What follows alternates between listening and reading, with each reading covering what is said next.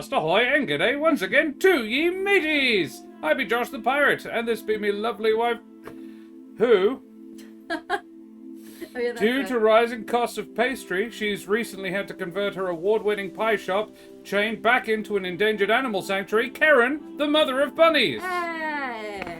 And beside me! I had to work out which way I have to gesture the camera. Yeah, it's the wrong way.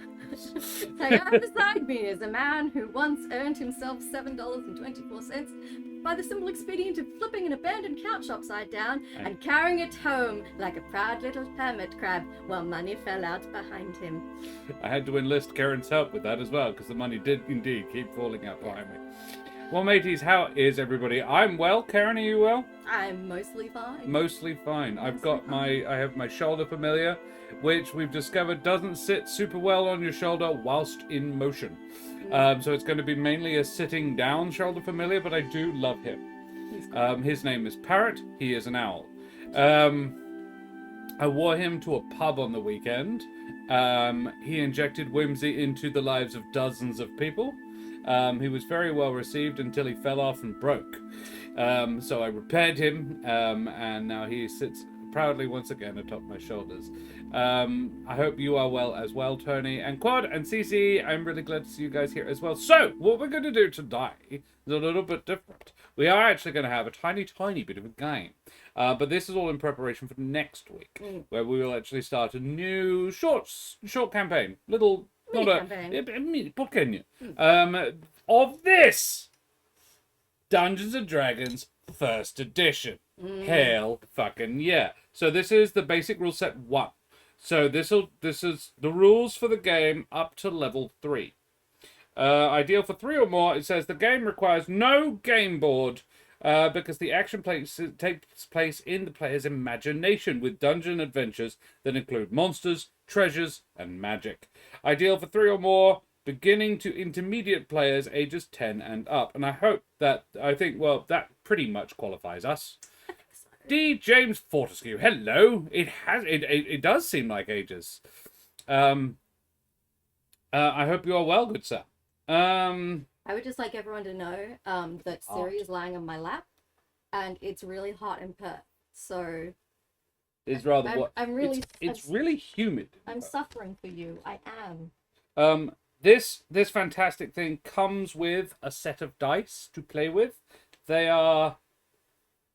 The numbers have not been coloured in except on the D20, and that was clearly by somebody with a marker pen.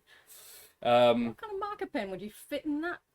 Oh, a fine line. Fine line ballpoint sort of felt, but yeah. It also only has 1d10, which you presumably roll twice. It comes with two books. It's got a fair amount of actual literature in it. Yeah, this is back in the 80s where they made you read things. 48 pages, but also back in the 80s where there was adverts for other things in the back. Takes me back. 63. It's a glossary. Love that. Love a good glossary. So there's the player's manual. So you probably want that one. And the Dungeon Master's rule book. And it's got a group adventure. 10 DM? What? Your first game. Which I thought I would run with a group next week. But for today, we thought we would just have a go with the player's manual, probably. Shall we use the dice that came with the set? Feels appropriate. Yeah. Also, the dog is now snoring, as well as overheating my lap. We have some sample characters. You're very tired. And they've even included a grid for making D&D maps. There's the sample character sheet. There's a cleric with all the... Yeah, you can fit all the information. That's the cleric. That there. Hey, all right. Lovely to see you. Welcome to the over-deadly world of 1E. Did you die a lot?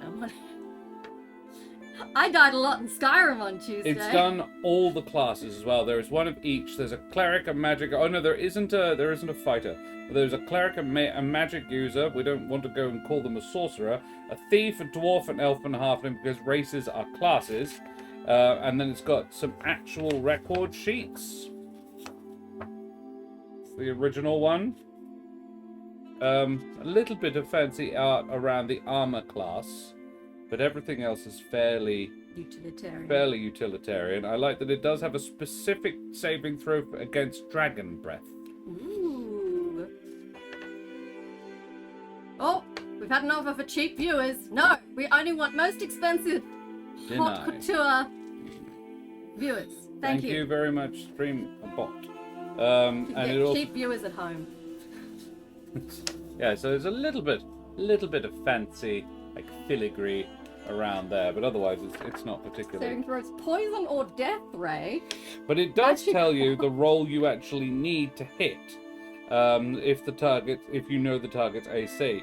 This is a slightly, the rules, a lot of the terms will be familiar, having had a look, but not all of the wording will be, or the methodology rather will be. So let's crack it open, shall we?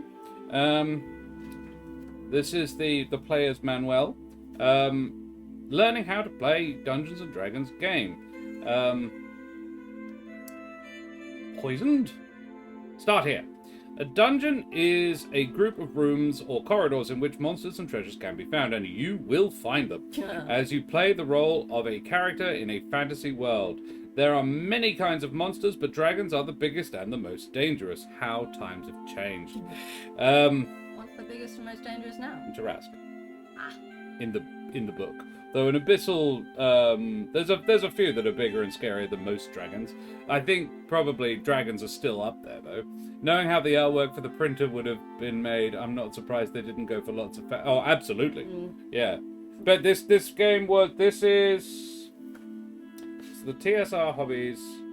It's copyright. First printing, May 1983.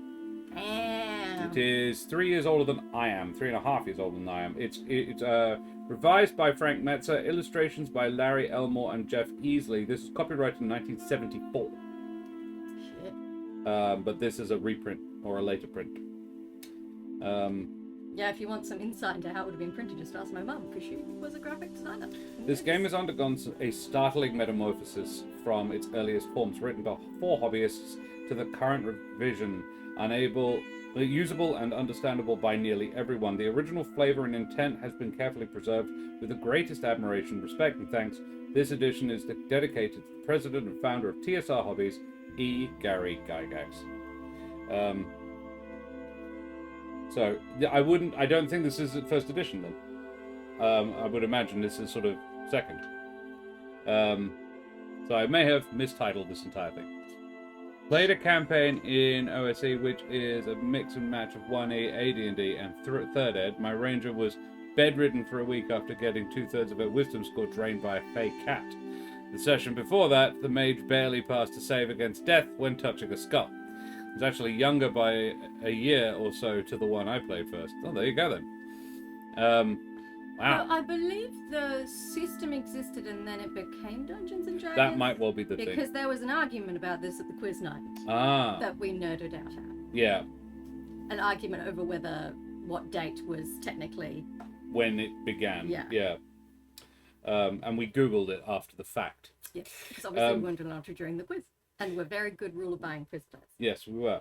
So, you start playing this game right now without learning any rules and without anyone else to play with. During your first adventure, you will only need one of the dice in the box. The others will be used later. For now, all you need is the roundish dice with numbers 1 to 20 on it. Here you are. Got it. Probably that one. After that, get a pencil. Use the crayon, so the others will be used later. Use the crayon to fill in the numbers and rub off extra wax. So they presumably at some point, they sent a crayon with it to colour the numbers in. Oh. And then rub off the extra wax. I love that they include instructions on how to do that in the book. After you do that, get a pencil and paper and you're ready to start. Read this booklet. Just like any book, don't skip around. This edition has been completely revised for you to introduce the game to you step by step. While you are reading the next sections, you will learn many things about the game, but do not have to memorize anything as you go along. By the time you have played the solo adventure, which is what we're thinking of doing today, which takes you to page 22, you will know how to play the basic game. The rest of this booklet gives you the other details that you will need when playing the game with others, including character creation. The fact that there are no death saving throws, ability score draining abilities were common, and stuff like save against death, just not straight up die, made the early editions fairly deadly. Yeah, absolutely. The later, like 5th ed is very much a power fantasy. This one, I feel like not so much. It's an exercise in humility. Or just more realistic, I think. No death saving throws when you hit 0 HP. You're just dead. You're just dead. Yeah, don't do that. In group games, one person is the dungeon master, everyone else is the player. The dungeon master, or the DM for short, runs the game while the others... Yeah, we know what that is. What is role-playing? Role-playing game. That means when you will be like an actor, imagining yourself as someone else and pretending to be the character. You won't need a stage, though, and you won't need costumes or scripts, though. No one is stopping you. You only need your imagination. This game doesn't have a board, because you don't need one. Besides, no board could have all the dungeons, dragons, monsters, and characters you will need. For now, while you are learning, you will just play the role in your imagination. Later, you will play the game with others. You will be playing different roles and taking on characters that will be characters, as if we're talking together, as if you were the characters. It will be that easy.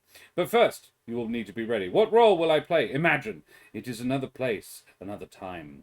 The world is much like ours was long ago, with knights and castles and no science or technology, no electricity, no modern comforts of any kind. Imagine. Dragons are real. Werewolves are real. Monsters of all kinds live in caves and ancient ruins, and magic really works. Imagine. You are a strong hero, a famous but poor fighter. Day by day, you explore the unknown, looking for monsters and treasure. The more you find, the more powerful and famous you become. The way it should be. No wonder this game was turning people to Satan. On the other hand, a single casting of black magic missile could straight up kill a black pudding ooze. Yeah, because, well, we'll get to that, Laura, because first... Yeah, a first level wizard could cast one spell a day, and they had to decide what spell that was at the beginning of the day.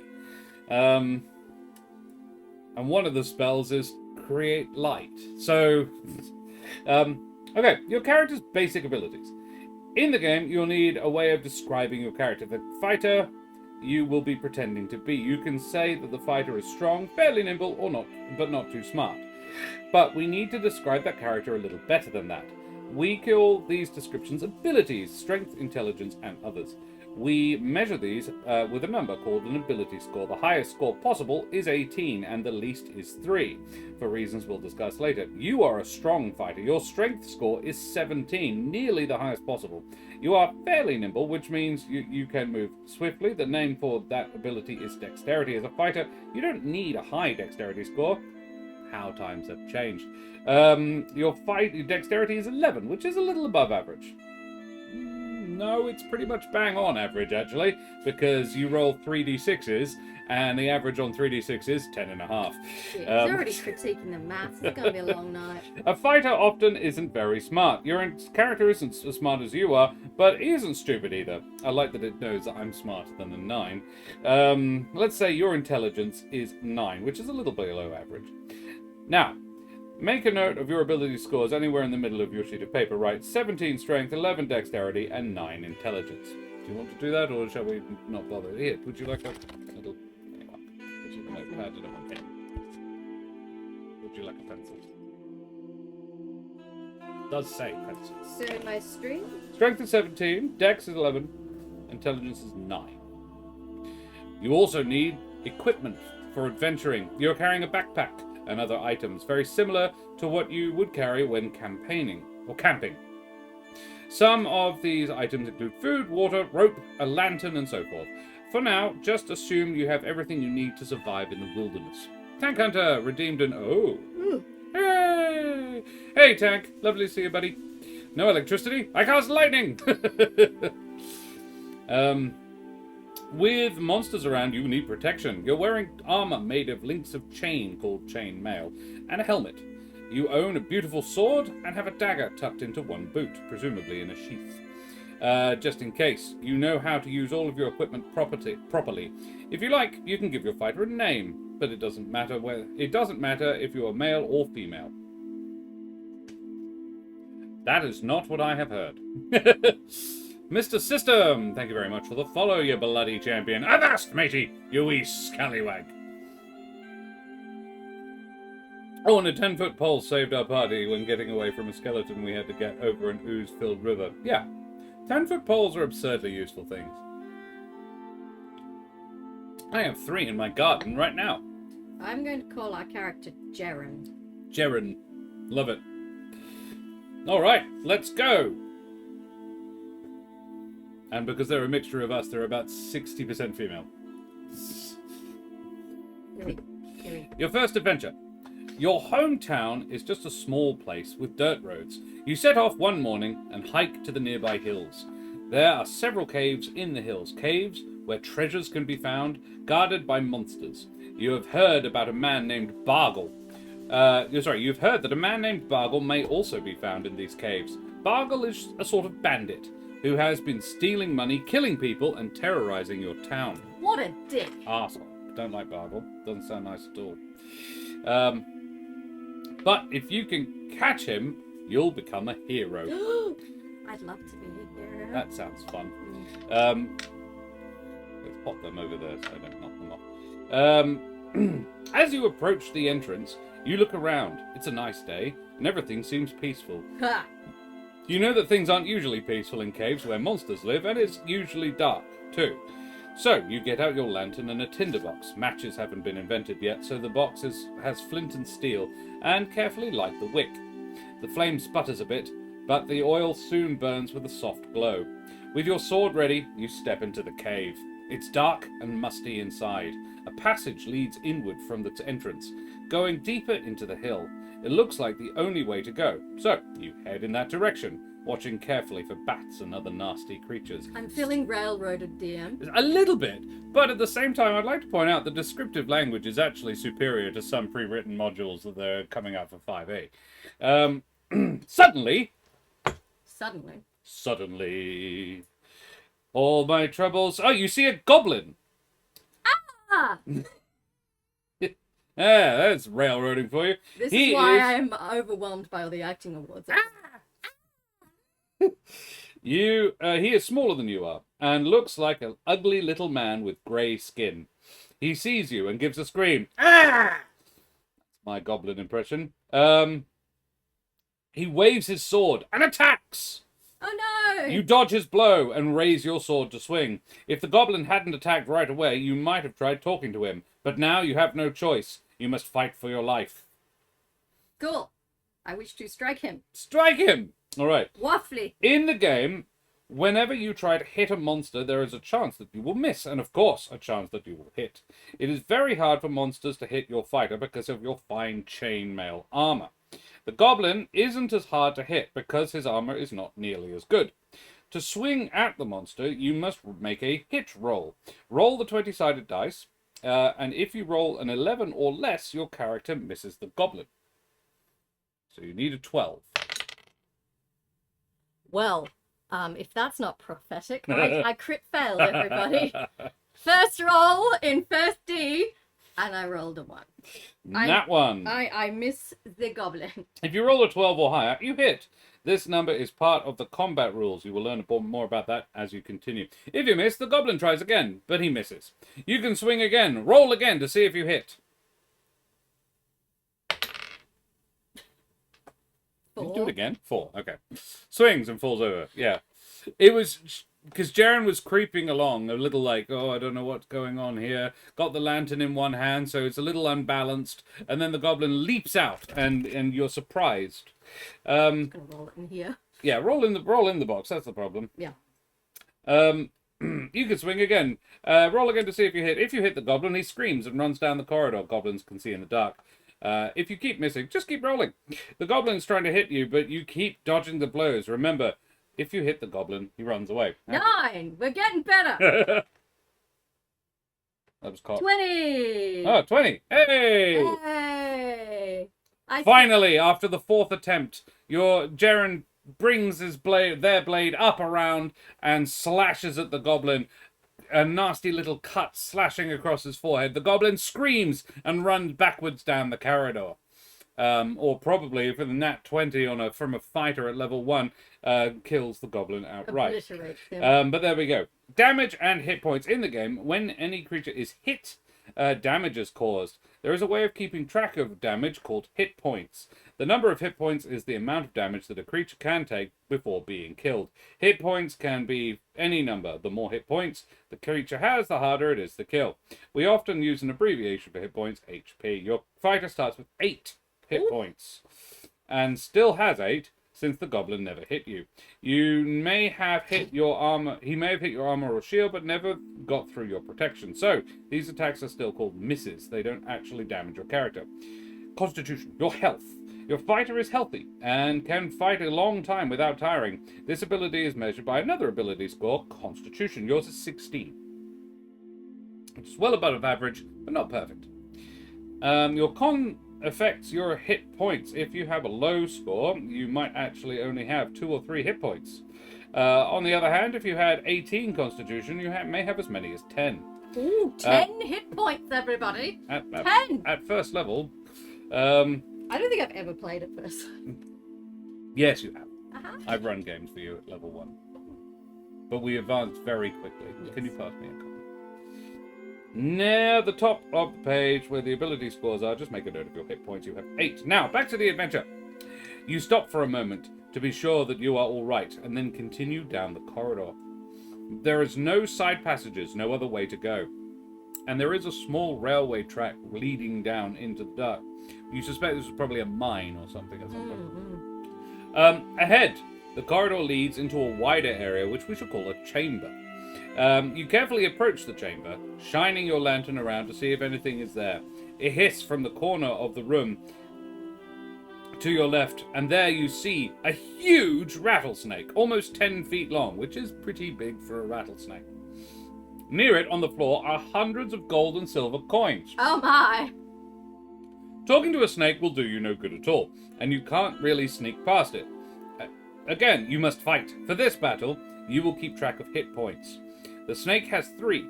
On your sheet of paper, near the bottom, write snake 3, leaving some room to keep track of the snake's damage. This time, you will need to roll an 11 or higher to hit the snake. It's slower and easier to hit than the goblin was, which doesn't sound right at all. But the snake has been getting but the snake has a better chance of hitting you than the goblin did because it's bigger and tougher. If you hit the snake, cross off a 3 and write a 2 next to it. You have damaged the snake. If you miss, don't do anything. The snake then bites you and hits. So, have a roll. Need an 11. Eat death, snake. 17. Hey! 1 hit on the snake. The snake then bites you and hits. At the top of your sheet, cross off this 8 and write 7. While playing a D&D game by yourself, you should use this method to keep track of your hit points and the hit points of your monsters you meet. Poisoned? This is a poisonous snake, which can be very dangerous. Llamas can, however, be very dangerous. If you ever see one in the wild where people are swimming, you must shout out, "Look out, there are llamas." Aw.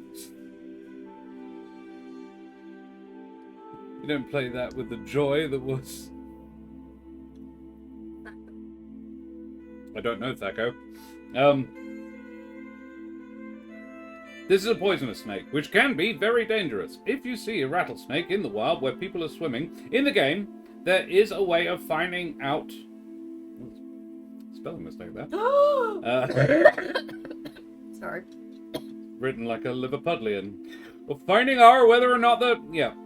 finding out, not our, whether the poison hurt you or not, roll the 20-sided dice again. If you roll a 12 or higher, that means you dodged before the snake could inject the poison. 5. 5. You didn't... I'm poisoned! No! But you still take damage from the bite. If you roll an 11 or less, your fighter takes 2 more points of damage from the poison. Shit. You made this roll to see if you saved yourself from trouble. The roll is called a saving throw, and will be used later in the game for many other situations. Your fighter swings again. Remember, you need an 11 or higher to hit. 14. Hey, no one. The snake then bites your fighter again. You lose 1 more hit point and must make another saving throw.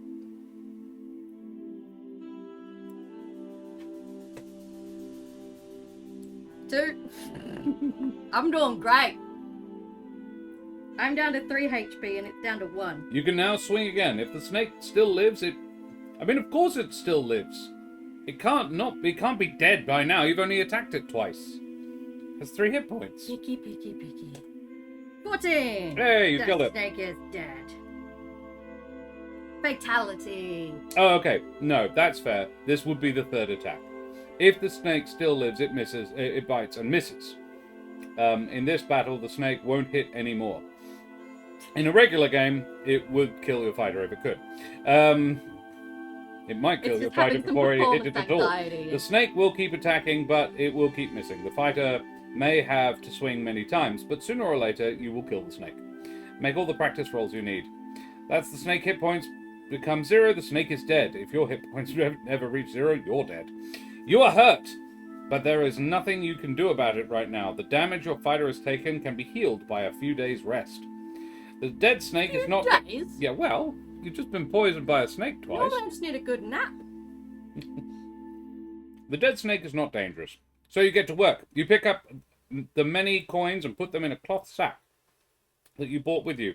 As you're doing this, you notice that besides the gold, there are 3 types of silvery coins. Ooh. Most are silver, but there are other valuable metals called electrum and platinum.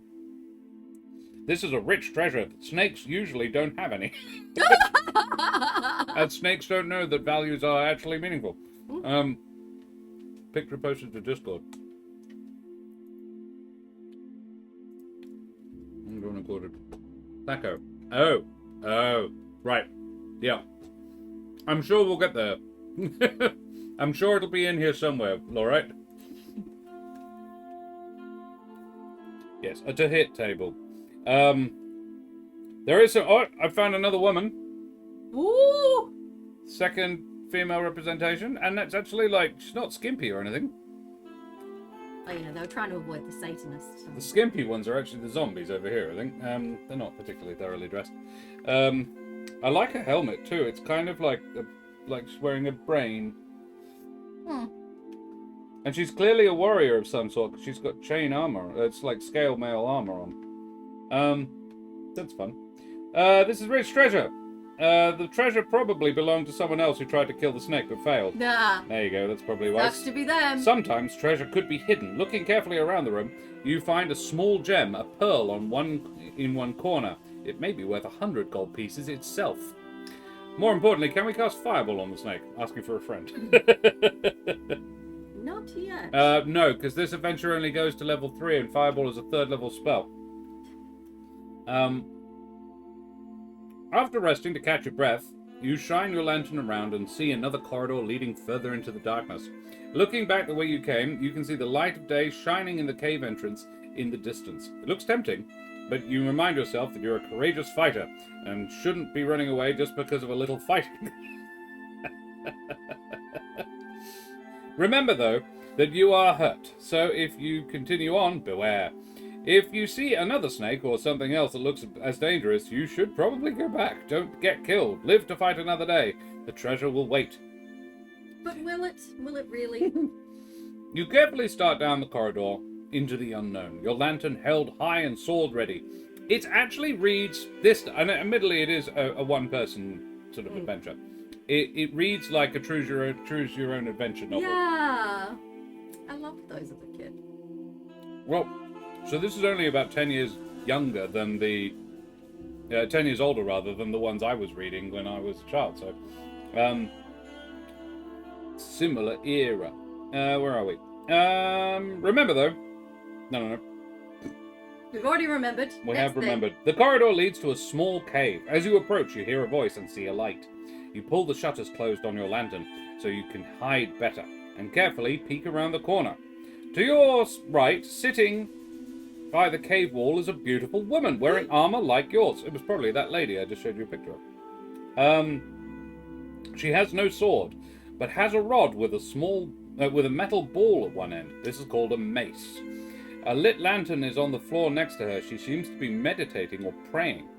You decide she might not wish to be disturbed, but as you try to quietly tiptoe past, she looks up and says, "Greetings, friend. Looking for a goblin? You might... Oh, you're hurt. May I help?"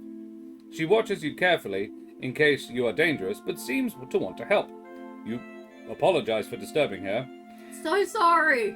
I was looking for a goblin. but you wonder what she knows about the goblin, and, most of all, how she could help you. But wait, she might be an enemy. Keeping your sword ready, you move closer, and she stands and says, "My name is Alina. I'm a cleric, an adventurer like yourself. I live in the town nearby, and came here seeking monster and treasure. Have you ever...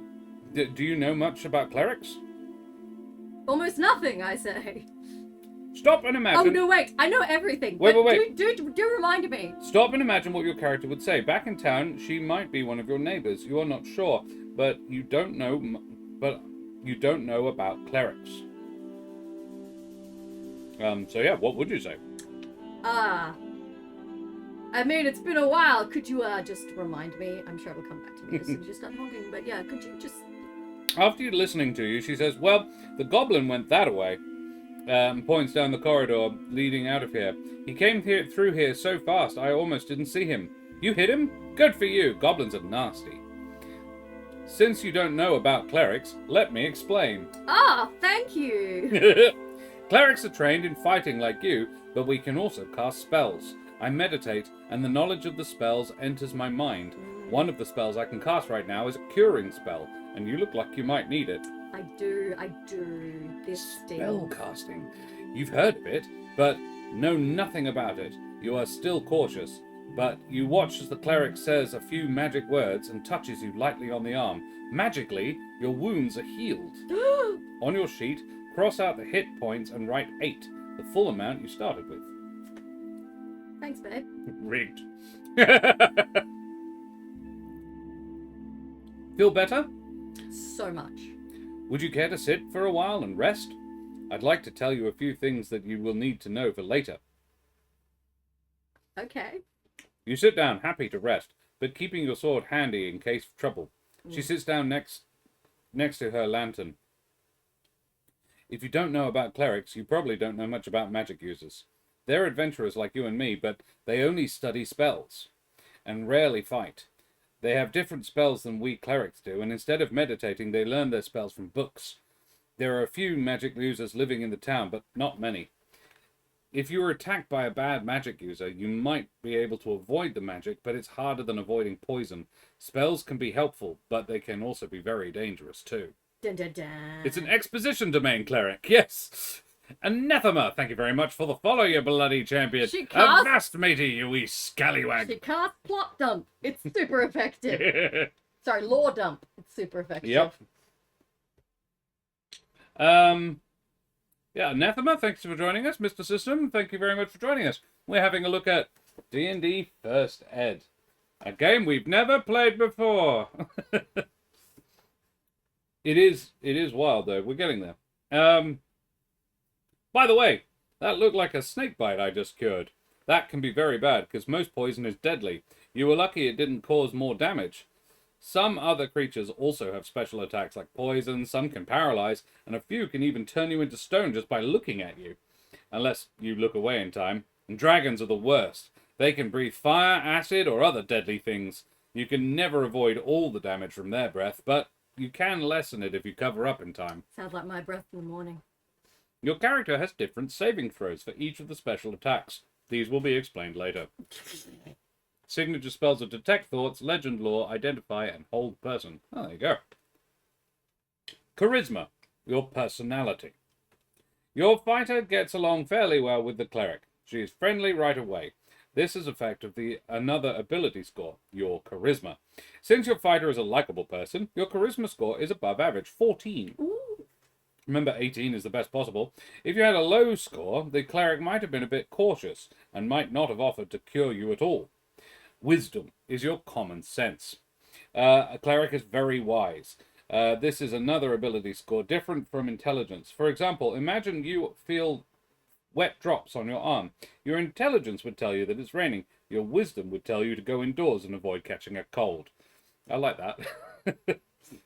Your fighter is not very wise. Your wisdom score is 8. The cleric has a wisdom of 17, but is fairly weak, with a strength of only 9. Each type of adventurer has a different speciality. Magic universes, for example, have high intelligence, but often low strength. Put these 2 ability scores on your sheet. 8 wisdom and 14 charisma. Sharing adventures. As your fighter talks with the cleric, you get to know each other a little better. She offers to come along to help with the adventure. Although this means that the treasure will have to be split between you, it also means that together you can defeat more dangerous monsters and find more treasure, and 2 adventurers have a better chance of success than either one does alone. You decide it would be a good idea to carry on with Alina. She's also pretty hot. Team up. Team up. Yeah. Yeah. Yeah, sounds good. That looks really weird. Yeah, do it the other way. Ow. Slapped a picture frame. Side by side, you walk down the dark passageway. You see another corridor branching off to the right, about 20 feet ahead. Keeping your lantern half shuttered so you can see what you're doing, without attracting much attention, you move around the corridor and peek around the corner. 4 beast-like humans in tattered clothes are standing in a group about 10 feet away down the side corridor, but they make no noise at all, quiet as the dead. They look like they are waiting for some poor victim to come along. High charisma keeps them spellbound, even with below-average writing. Yes. So these are zombies? Maybe. They have quite sharp-looking teeth in the picture. They're ghouls. Before you can speak, the cleric touches your arm and points back the way you came. The 2 of you back up a few feet before the creatures won't hear you. They're ghouls, she whispers. If one hits you, it could paralyze you. Ghouls are undead monsters, very nasty things. Neither dead nor alive, but something horribly in between. We clerics have some power over creatures of the darkness. Follow me and wish for luck. You move forward again, but this time with Alina in front of you. Peeking around the corner, you see the ghouls. Luckily, they don't seem to see you or have heard your whispers. The cleric pulls a necklace out from under her armor, and you see that there is a symbol of one of the town churches on her silver chain. She boldly steps forwards and holds up the symbol and says harshly, "Begone, vile things!" Which I think is a little rude. Orcs, no, this is the picture. I'd say ghouls. They look a little bit too much about them to have zombies. Yeah. Too much flesh. Yeah. When she steps back, the ghouls quickly turn to attack. But now, as she thrusts the symbol out, the ghouls pause, and suddenly, in a rush, they scramble away down a side corridor into the darkness, and all again is dead silence. "Don't bother to chase them," she mutters. "As I said, they can be quite dangerous, and we should continue on our way. I was lucky to turn them, and it might not work again."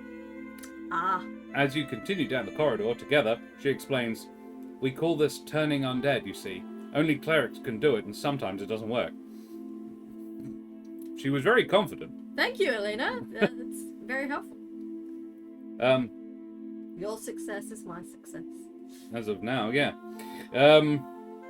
Ghouls are only one of many kinds of undead monsters. There are also skeletons, zombies, and much worse. If you had been alone, you could easily have been ambushed and probably slain. Let's hurry before the turning only lasts, because the turning only lasts a few minutes. Elena, I feel like you're being a little down on my skills, and frankly... You see a door ahead. To the right, this is an unusual in caves, and you approach it slowly, unless you're in Skyrim, in which case it happens all the fucking time. Crispin, thanks for 3 years. Fuck, 3 years subscription. Mate, that's amazing. Thank you very much, bloody champion. We are currently at John117 followers. 1,117. It's fun. Can I have a couple more as well? Together you examine the door. It is made of wood, which is not unusual. And the hinges seem to be on the other side. A large keyhole is below the curved metal handle. Hmm. I don't see anything dangerous, says the cleric, but then I don't know much about traps you could sometimes find on doors. It's worth a try. She tried to open the door, but it seems to be locked. Perhaps you could try to force it open. Ooh, I am strong. John chapter 1 verses 1. John 1st, chapter 1 verses 17. Yeah. You back up a bit, and with a short run, slam into the door. But try as you might, you can't break it open. I don't know, why not let us roll for it? That's a pity, murmured Alina. There's probably some nice treasure in there, but we don't need to get to it. We need a thief. Is one conveniently going to appear? No, she's just going to explain what thieves are. Seeing the puzzled look on your face, you may think thieves are bad, but many of them aren't. Thieves are adventurers too, some of them. Some of them are quite nice folks, really. You do have to keep an eye on your coin purse, but a thief can be really helpful, finding traps, opening locks, climbing walls, and other things. I'm just going to skip up a bit. Lena is very chatty. Yeah, she is. She just knows an awful lot. She just knows stuff about stuff. Random doors and caves is a staple in Skyrim, yeah. How else would Selena randomly get you killed by every obvious trap? Yeah, exactly.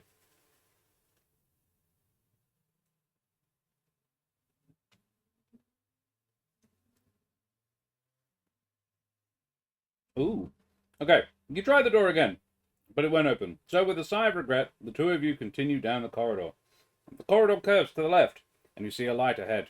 You stop and listen and hear voices. One sounds like a man, the other sounds like a goblin. Get up, you wimpy weakling, growls the man.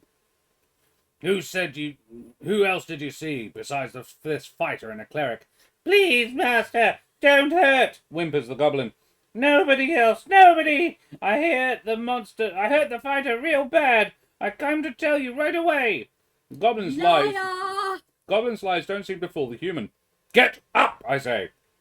I will turn you into a toad. Oh dear. You probably ran away without even trying. Nobody else? You're sure? Nobody else, master, I swear. Humph. Make sure to pronounce the R in there. They could still mean trouble. Perhaps we can trick them and kill them without a fight. Alina taps your arm once again, and you back up to discuss the situation. I recognize that man's voice.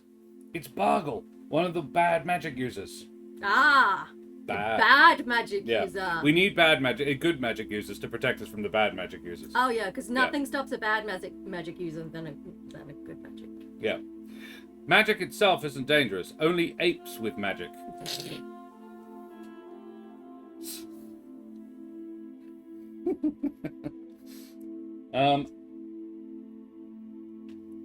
Eccles. Goons. Wait, you don't have that DLC. I'm so tempted to get you... No. Here's the thing, Lloyd. I don't have that edition of the game.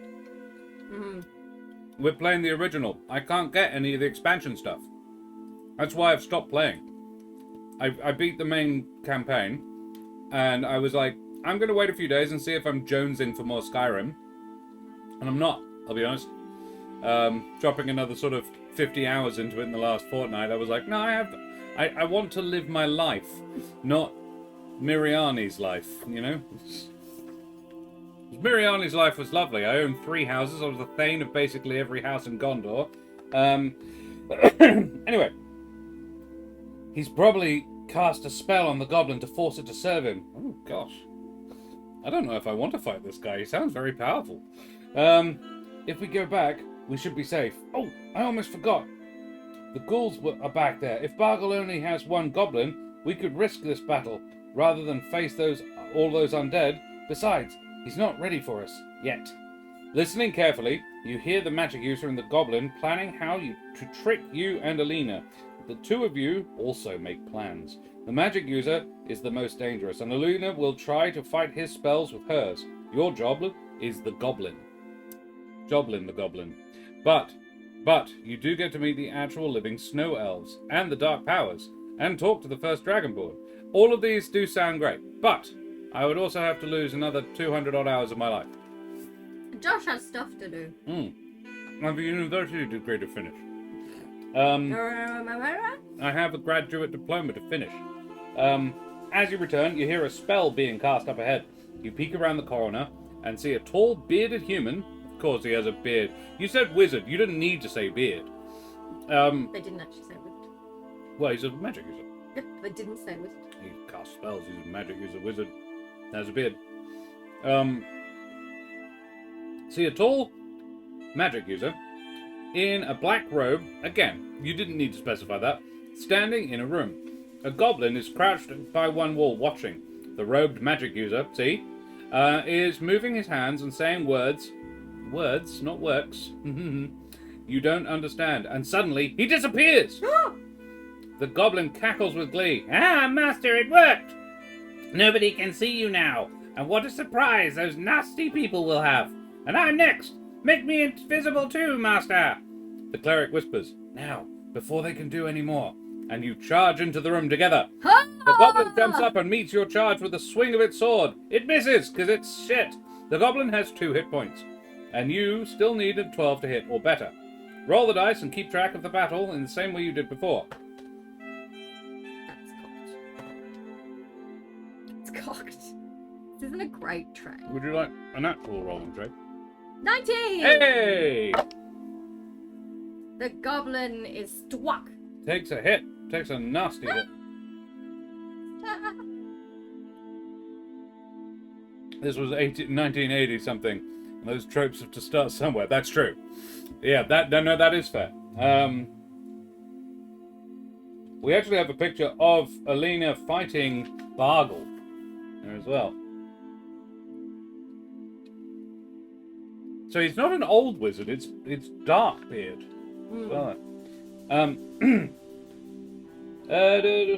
As you battle the goblin, Alina looks wildly around for the invisible magic user, waving her mace to and fro in the air. She's a very useful woman.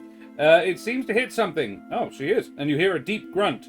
She keeps waving her mace, but without further success. So she stops and casts a spell. You don't see what her spell does, so you concentrate on fighting. The goblin hits your fighter for 2 points of damage. Oh, the pain! You only do 1 point of damage when you hit, compared to the goblin's 2. But the goblin only has 2 hit points, so it's a fair fight. Ish. I'm gonna try and hit him again. Mm-hmm. 14! Take that! The goblin dies. You get him. If you miss, the goblin swings and misses again. But you didn't. Alina can't find Bargle, and is starting to look worried. Suddenly, the sound of a spell comes from the far corner of the room.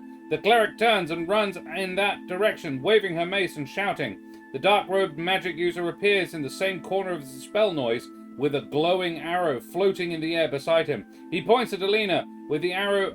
The arrow shoots out and hits her. She wails and falls with a sigh, collapsing in the middle of the room. The glowing arrow disappears. If your fighter hasn't slain the goblin yet, roll again. But while you are swinging, the goblin hits you again, causing 2 more damage. But it didn't happen because the goblin's dead. Remember to keep track of your hit points for both the goblin and your fighter. If your hit points reach 0, then the enemies win the battle. If you will not see home again. If you are still fighting, the magic user stays in the back corner thinking about what spell to throw next. Roll again. But when the goblin falls, the magic user starts looking worried, watching you carefully. He starts saying magic words and waving his hands. He's casting a spell at you. You run at him, hoping for a chance to swing before you can complete the spell. But it's too late. A magical force touches your mind. Roll the die once again. You must make a saving throw against the spell. 15. If you roll 16 or less, the magic takes effect. That's very high. The magic affects me. If you roll 17 or higher, that's really high as well. Your fighter avoids the spell. Skip to ending 2. Ending 1. You missed the saving throw. As you get near the magic user, a funny feeling comes over you. Why? He doesn't look so bad. In fact, Bargle seems to be a pretty nice guy. You think he must be... You used to be friends. Hi, Bargle. But you're not sure just where or when. Feeling better? He asks. You were overcome with rage for a moment. Are you okay now? Sure, you reply, somewhat confused. Yeah, I'm fine, Bargle. How are you? You seem to be okay, Bargle, old pal. And I only took a little damage from that goblin. Say, I saw some ghouls back there. We should get moving. Indeed, replies Bargle. Well, let's pack up the goodies and move on.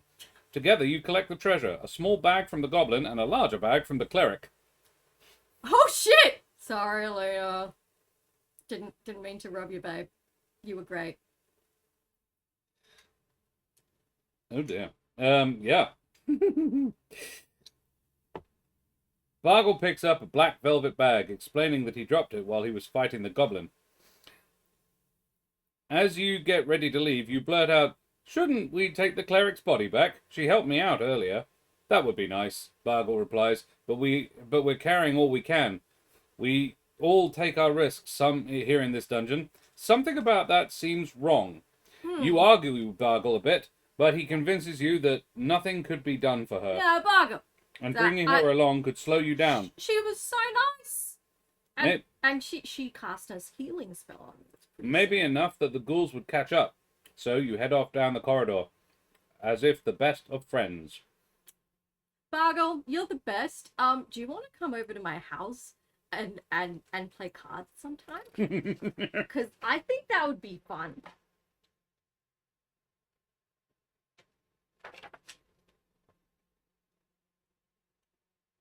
The corridor leads to another room, which is empty. You search it together, but nothing can be found. But looking down the next passage, you see a light. "Bargle!" you exclaim. "Look here!" "Ah, I see," he says. "That must be a way out." "We're in good shape now. Lead on, fierce fighter. I shall watch for the ghouls." "Follow me, Bargle. I'll protect you." You head down the corridor towards the light. Sure enough, it's a side passage leading out the hill into the sunlight. As your stomach grumbles, you remember that it's afternoon. And it's actually after noon. You missed lunch in all that excitement. "Shall we head back?" you ask as you squint out into the daylight, much brighter than your lantern. "Surely," he replies as you head outside and start to talk about how hungry you are. Bargle's reply isn't in a language you can understand. You stop and turn and see him softly chanting a spell, waving his hands at you. Before you can ask what's going on, you begin to feel very, very sleepy, and everything goes black. Something lands on your face, and you wake up. Opening your eyes, you see a leaf apparently fallen from the tree above you. You're lying by a cave, and it's late afternoon. You can make it back to town if you hurry, but suddenly you remember what happened. Bargle! The fight with the goblin. Alina falling. The strange, bad, but nice feeling about the magic user. Horrors! You were enchanted! And where's that treasure? This is a violation of my personal autonomy, Bargle. You will pay. You get up quickly, brushing the leaves off your face and equipment. Perhaps Bargle was afraid to kill you, and just stole all that he could find. Or, more likely, Bargle was scared away by something before he could slit your throat. Your dagger is missing, and some of your food, but your sword is in its sheath, and your pack is still there. One sack remains, and from that pain in your back, you must have been sleeping on it. It contains some of the coins you found by the snake, and the tiny gem. The rest is missing. You remember what happened to poor Alina. You should take her back to town. They might be able to help. And even if it's too late, she should get a proper burial. As you prepare to return into the caves, you find that your lamp was gone out, and all the oil has burned away. There is still one flask in your pack, so you refill the lantern, light it with your tinderbox, and head back into the darkness. I love all this very necessary detail. That exclamation made me spit up water everywhere. Excellent. Good. Hey, Hogan. Good to see you, mate. You pass through one empty room and then find the bodies of the cleric and the goblin in the next. But you see the dark, quiet shapes in the darkness beyond. It's the ghouls! Oh, no! Quickly, you put the cleric's body over your shoulder and you run for your life! The ghouls follow, snapping at your heels. But you can't move as fast as usual with the weight of your cleric on your shoulder, but you win the desperate race and get outside once again. Peace off, ghouls! A picture there of you running. Alina's arse displayed nicely for everybody to see. Pretty good ass. It's not bad. It's a shame she's dead. Looking back, you see the ghouls in the cave. They don't seem to be coming out. Then you remember Alina's words, creatures of darkness. Maybe they hate the sunshine and only come outside at night. You better hurry and get back to town before dark. I love that you seem to have stolen her helmet. Her wife's not whatnot. Yeah, it does She's that. dead. She doesn't need it anymore. It's a hard run with the cleric across your shoulder, but you finally get back to town just as the sun goes down. Once there, you take her body to church. It's too late to help her, but they can give her a proper burial. They thank you for your kindness and offer a small bottle as a reward. What's this? What is it? You ask. It's a magic potion, of course, he exclaims. It's a potion of healing. If you're hurt, you can drink this and be cured. Somewhat like our magical curing spells. It's a nice magical treasure. Save it for an adventure in your future, in case a cleric you're traveling with runs out of spells. Or gets killed. Or gets murdered by a fucking bastard. It's the least we can do. The clerics thank you and again for your help, and then you thank them for theirs. You leave the church and head for your home on the other side of town, thinking about your adventure and all you've learned. Now, pretend that you made the saving throw and read the next section to see what might have happened. Do you want to know? Yes. Okay. You make the saving throw. Bargle's magic doesn't seem to work. Fuck you, Bargle! Eat shit, wizard face! Roll the die. If you roll an 8 or higher, you hit. 7. On a 7 or less, you miss. If you can get close to them, magic users are often easy to hit. They're not very dangerous in close fight. If you hit, the magic user gives a cry and falls dead. You have won. If you miss, Bargle screams and runs down the next corridor into the darkness. You start after him, and then you stop. Who knows what magical powers that man might have, waiting there to trap you. Better to see if Alina is alive. You kneel over by the cleric and gently turn her over, but alas, Bargle's magical spell has taken her life. Mourning the loss of your newfound friend, you decide to take her back to town for a proper burial. You tidy her up while keeping an eye out for monsters and listening carefully in case Bargle comes back, but nothing happens. The goblin has very little treasure, just a few copper pieces in a small bag. Searching the room, you find another bag, a finer one made of black velvet. It must be Bargle's, dropped in the heat of battle. Opening it, you find several valuable gems and a small bottle. You put the treasure away, planning to examine the bottle later. Nothing else of value is in the room. You pick up the poor cleric and carry her out on one shoulder. Should you continue down the corridor or head back the way you came? You suddenly see shadowy shapes approaching from the way you came. The ghouls must have returned. Now there is no choice. You just have to hope that the magic user ran away, and that a way out lies in this direction. Fighting the ghouls would mean your death. You stagger under the weight, but manage to run down the corridor, holding your lantern shakily with one finger. You enter a room, but it looks empty. No time to search. You continue onward as you head into the next corridor. You see a light ahead, and as you approach, you see it's coming from a side passage. Peering into it, you can find the corridor leads outside into the midday sun. Carefully, in case Bargle is waiting to ambush you, you walk outside, and all is clear and calm. You rest a bit, then pick up the cleric and head back to town. Once there, you take her body to the church. It's too late to help her, but they do give her a proper funeral. Oh. There's no version of the story where she makes it. I think there is an awful lot more corridors than the ones we've been down, Quad. So there was so many side corridors. They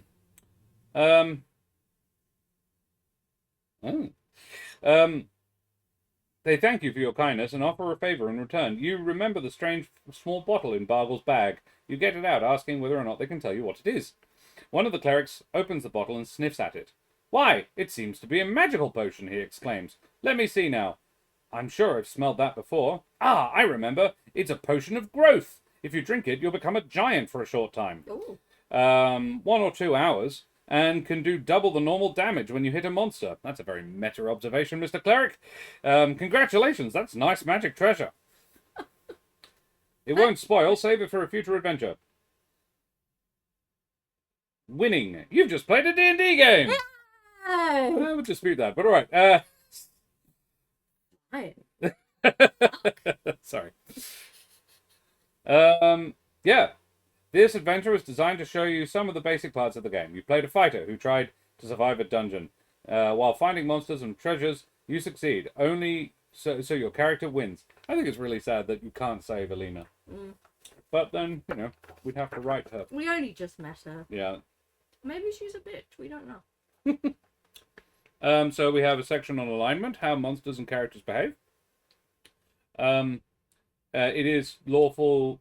The fighter's alignment is called lawful. He's a good guy. Alina was also lawful. Your charisma helped when you first met her, but if your alignments were different, you probably wouldn't have been so friendly to each other. Bargle, the magic user, had a different alignment to yours. He was chaotic. There is no good or bad. It's just lawful to chaotic, apparently. With a neutral in the middle. Neutral doesn't mean stupid. Monsters have alignments too. The goblin and the ghouls were chaotic. But the snake wasn't really bad or good, although it certainly was dangerous. Its alignment was neutral. It will fight to protect itself and will help others if that will help it, but it's mostly concerned with surviving. Neutral doesn't mean stupid. Alignment has nothing to do with intelligence. It just means balance, on an average between lawful and chaotic. The snake was just a typical animal trying to stay alive and get something to eat. Alignment will be explained in more detail later on in this booklet. Now where do you go? You can have more adventures by yourself. Another adventure has been designed for you, just for your fighter. It starts on page 13. But before you play that adventure, you will need to know a few more things about your fighter, and how to use all the dice. All the details of your character, your hit points, your ability scores, saving throws, and so forth, are written down for you on a sheet in the middle of this booklet.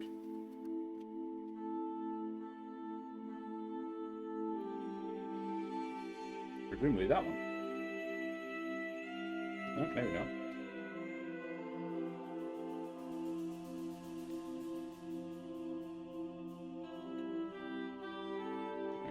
Solo adventure. Probably that. Oh, wow.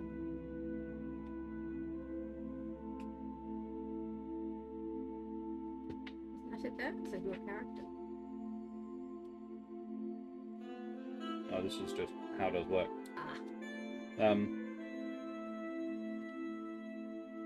That looks kind of like it. Yeah, fighter saving throw.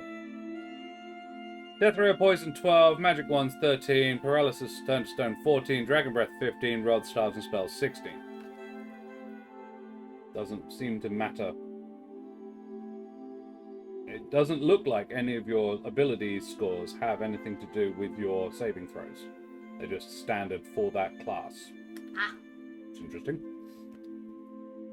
If you want to have a few advanced Dungeons and Dragons rules adventures playing around, I mean, I may well avail myself of that actually, Laura, because I'm planning next week to Keren and I will be running an adventure with these rules. But we'll do character creation then as well. Gotta be so squishy. Yeah, the solo adventure is actually quite detailed. Adjustments, saving throws, special abilities, combat chart. Let's look at the character sheet. Bit by bit. At the top of the sheet, player name, character name, class, armor class, is a measure of how hard it is for monsters to hit you, abbreviated AC. It can be any whole number, 9 or less. The lower the number, the smaller the chances there are that you will get hit. Since your fighter is wearing a sturdy armor, your armor class is 4. Write that number in the shield shape. You have 8 hit points. You can even draw a sketch or a symbol for your character as well on the character sheet. Ability scores: Strength 17, Intelligence 9, Wisdom 8, Dex 11, Charisma 16, Con 16, Charisma 14. Every D&D character has these 6 ability scores. The numbers are always between 3 and 18. The total of 3 six-sided dice. Adjustments. There is a place on the sheet for adjustments next to your ability scores. If any ability score is very high or very low, there may be adjustments, which can be good or bad. Adjustments will apply to certain die rolls in the game. An average ability score is any number from 9 to 12 that has no adjustments. Strength would be with a low strength score, it would be harder to hit monsters, and you would have a minus adjustment. But your great strength gives you a plus. Your bonus is a +2, which helps you when fighting. It is added to both your hit rolls and to the damage you do. It also helps when you try to perform feats of strength, like breaking open a stuck door or lifting a large rock. The +2 adjustment has already been included in your hit rolls for the solo adventures in this book. You don't need to worry about that. Intelligence. Your intelligence is average as well, so there are no adjustments here. Because of your intelligence, your character can speak 2 languages. Ooh. You can speak the same language as all the other people, which we call common. Your fighter can also speak a code language called alignment tongue. This is used to speak privately with somebody else of the same alignment as you. In your first if I adventure, meet another local person, we can like talk in code. you can talk in lawful. In your first adventure, you would have spoken to Alina the cleric in lawful tongue, and Bargor the magic user wouldn't have understood you. He speaks chaotic. Characters usually don't use their alignment tongue unless they have to. You can say you speak common and lawful near the bottom of your sheet in place of the place to write languages. Wisdom. Your wisdom is 8, which is just below the average, so you have a -1 penalty to wisdom checks. As with your strength, your wisdom penalty has already been included in the solo adventures to come, so don't worry about it. But in group games, you will have to subtract 1 from your dice roll every time you make a saving throw against a magic spell. Alina the cleric had a bonus against magic spells because of her high wisdom. Didn't do any bloody good, did it? But she had a penalty to her hit rolls because of her low strength. Dex, you don't have any adjustments because you're 11. Con, you have a +2 to con. We've explained before, you have 8 hit points. A good constitution, you would have, without your good constitution, you only would have had 6. If you had a low con, you would have actually had less. Charisma, you have a +1 charisma because it's above 12. Saving throws. In the first adventure, you made some saving throws against poison and magic spells. When you try to save yourself from a special attack, you roll the 20-sided dice. If the result is equal to or higher than the number you needed to succeed, you avoid the attack. There are 3 other saving throws against magic wands, if someone shoots one at you. Paralysis, which you would have used if the ghouls had hit you, and dragon breath. Dragons can be very dangerous. Don't fuck with a dragon. So there aren't any in your first adventure. You will always be rolling a 20-sided die to roll a saving throw. For most characters, the easiest saving throws to make would be those against poison and magic wands, and the hardest are things like dragon breath and magic spells. Saving throws could be explained in more detail in the Dungeon Master's Rulebook. Special abilities. Your character does have a better job of fighting than any other type of fighter, but this is not a special ability. Most other characters can't fight as well, but have special abilities which they will need for survival and success. The special abilities of each character class are given in the class descriptions from 23 to 47. And the fighters one... special abilities. No special abilities to survive and prosper. Their great strength, hit points, strong armor, and many weapons make them a powerful character class. But they aren't special. Aww. They're just... Ooh, it was special. Combat chart. We do have... This is the actual character sheet. It's got the combat chart at the bottom down there. You know how to roll. Your character wants to hit a monster. It's called a hit roll. You'll always use a 20-sided dice for hit rolls. You will not need to use this combat chart until you play in a group game. When you roll the one-player adventure, the hit roll will be given. This will include your strength adjusted as well as the adjustment as well as the monster's armor class. In group games, you will use a slightly different procedure using this chart. In the D&D combat system, every creature has an armor class, whether it's wearing armor or not. If your roll, including the strength adjustment, is a number high enough to match or beat the number listed under the target's armor class, high enough to match or beat.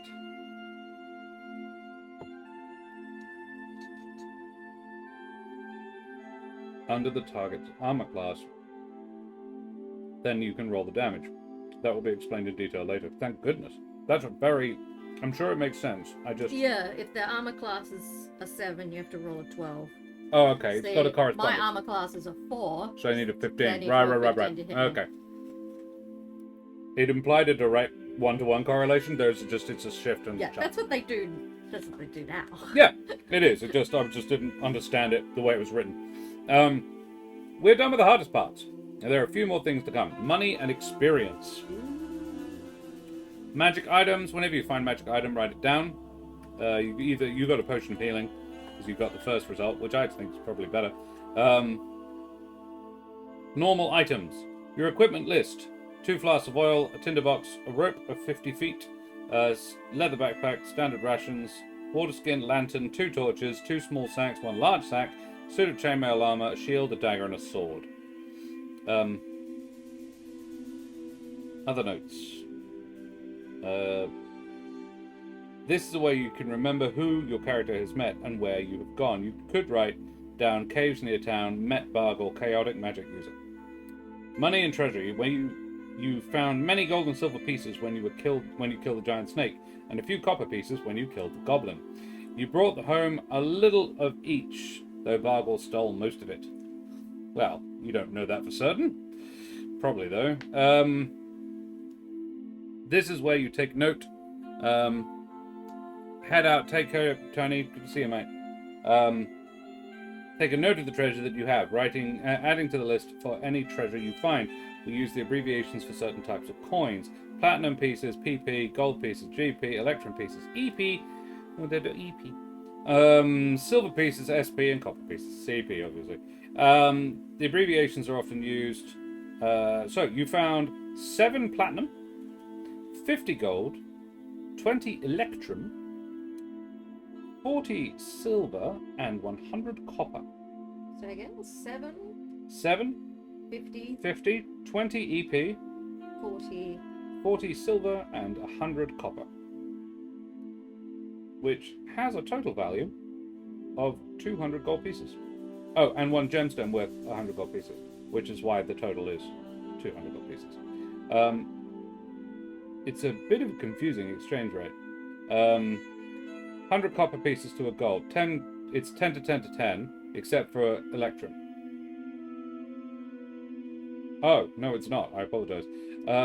It's 5 gold pieces to a platinum, and 2 electrum to a gold. So your... Why make it simple? Why make it simple? So your electrum pieces, there are 20 of them, so they are worth 10 gold pieces. Your platinum are worth 5 gold pieces each, so that's 35 gold pieces worth of platinum. And your silver pieces are worth 4 gold pieces. And your copper pieces are worth 10. Do you think some member of the team just spent a lot of time working out the currency system and just everyone felt so bad that they'd spent so much time on it they didn't have the heart to tell them it was too complicated? So think of coppers as pennies, silvers as dimes, golds as dollars, electrum pieces are like $half. Fucking American. Yeah, but platinum pieces are expensive. 1 platinum piece is like a $5 bill. Yeah, sure. So this made sense in an era when those were all pieces of currency. We still use those, but, well, honestly, no one uses coins anymore, do we really? It's the last time you bought something with money. I paid at the chemist with money because Okay. I'd just done the yeah. modeling gig. So This is the thing. You have to get it out, and it costs you money to take money out.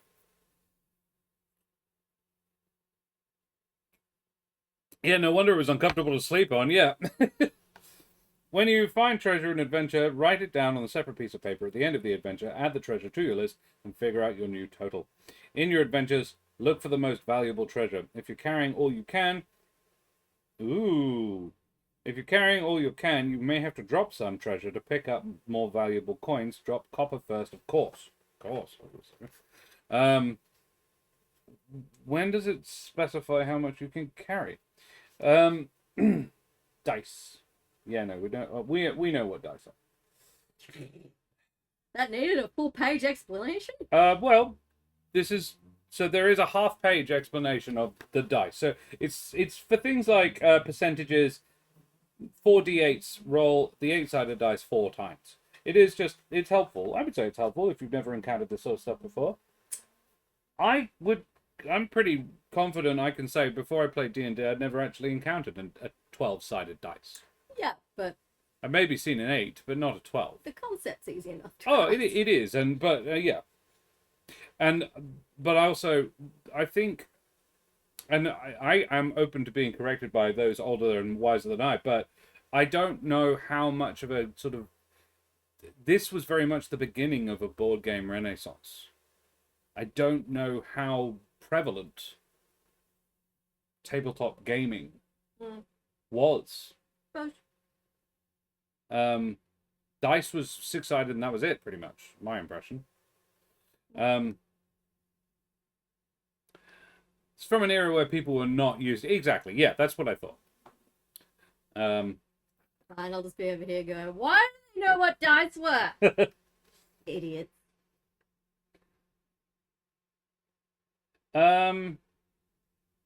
It wasn't, unless it was board or cards. Yeah. I first met this when I was 12 or 13. We had never had anything non-D6. Yeah. See, this is the thing. I would actually say so now. Like, the only game I'd ever played, the only dice I'd ever used before this was, I had encountered the occasional, like, I've maybe encountered dice the shape of a D20, but that was a 12 rather, but that's not what we use them for, because Warhammer did have some non-D6 dice, but they were directional dice, and it was for randomizing direction. And even that was like, yeah, Monopoly. D&D is based on wargame and survival game. Yeah, which there are some other, some systems that did, I imagine.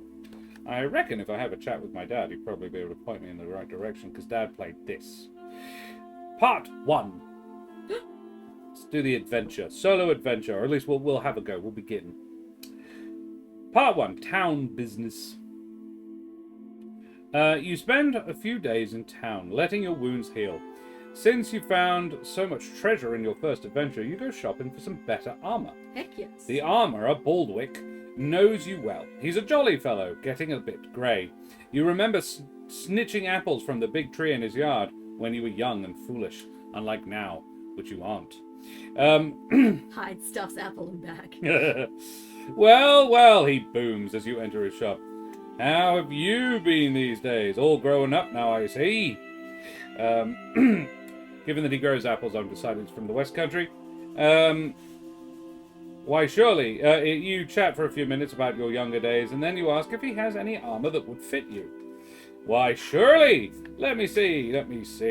He pushes his way through the racks of armor on all sides as you follow closely behind. There are dozens of sets of armor for people of all sizes, but most of them need repair. Aha! He exclaims, pulling an armload of metal down. Try this on!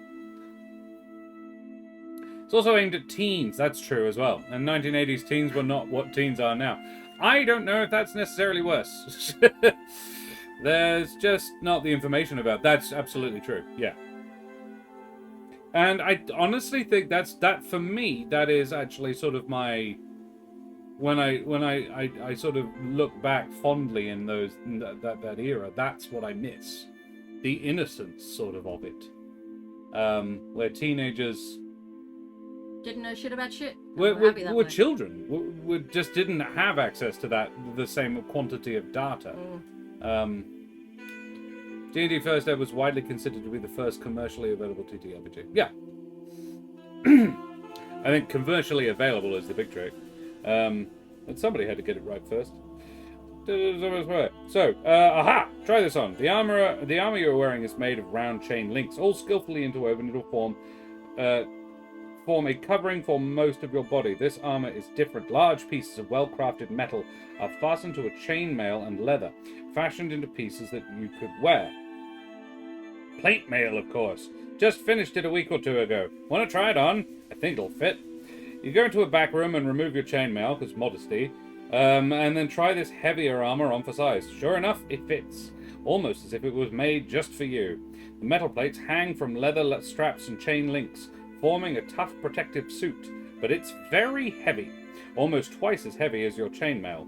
You come out and show him, and he walks around you carrying a piece of charcoal and marking the armor where there are some necessary adjustments to be made. Looks good, he exclaims. Just a bit here and there, a bit there. Want to trade in that chainmail you had on? Looked to be in pretty good shape. Wait a minute, you reply. Don't you have anything lighter than all this stuff? I'm not going to be able to carry as much treasure if I wear all this metal. Ah, well, he says soothingly. If you want better protection, you have to use this. Unless, of course, you can somehow find magical armor. Plate mail will improve your armor class to 2. better than your current form. So it would be nice to have. Well, how much? Well, 75 gold pieces as is. Want to trade the chainmail? I think that's pretty bloody good. $2,000 nowadays. Oh, I guess so.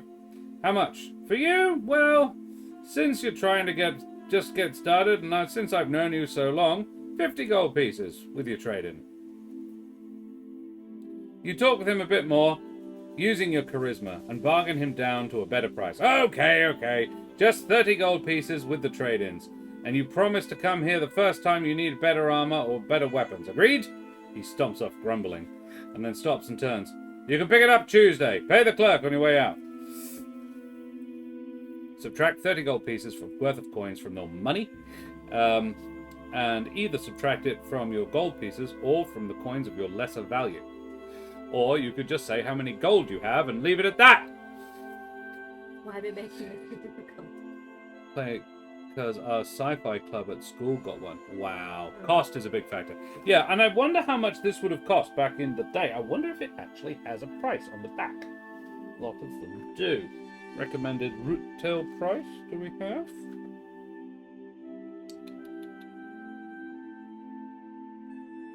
I saw a sticker that says $50 and I was like, oh no, wait, that was when I bought it. Lake Geneva. No, it doesn't look like it. But the trademark goes to 1974.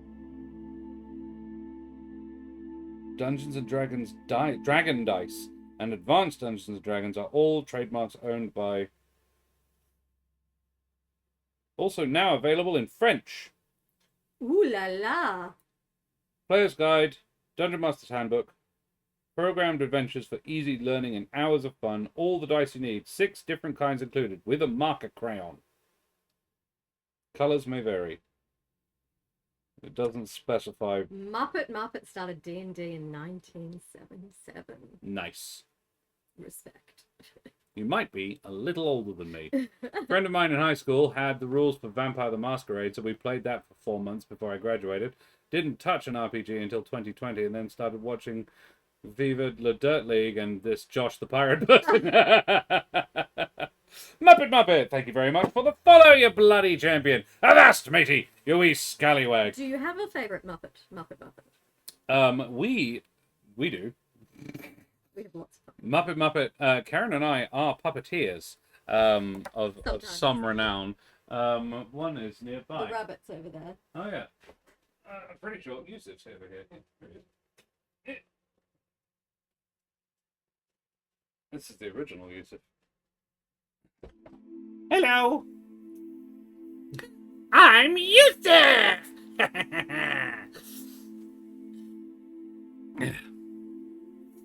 Thanks for the follow, Muppet.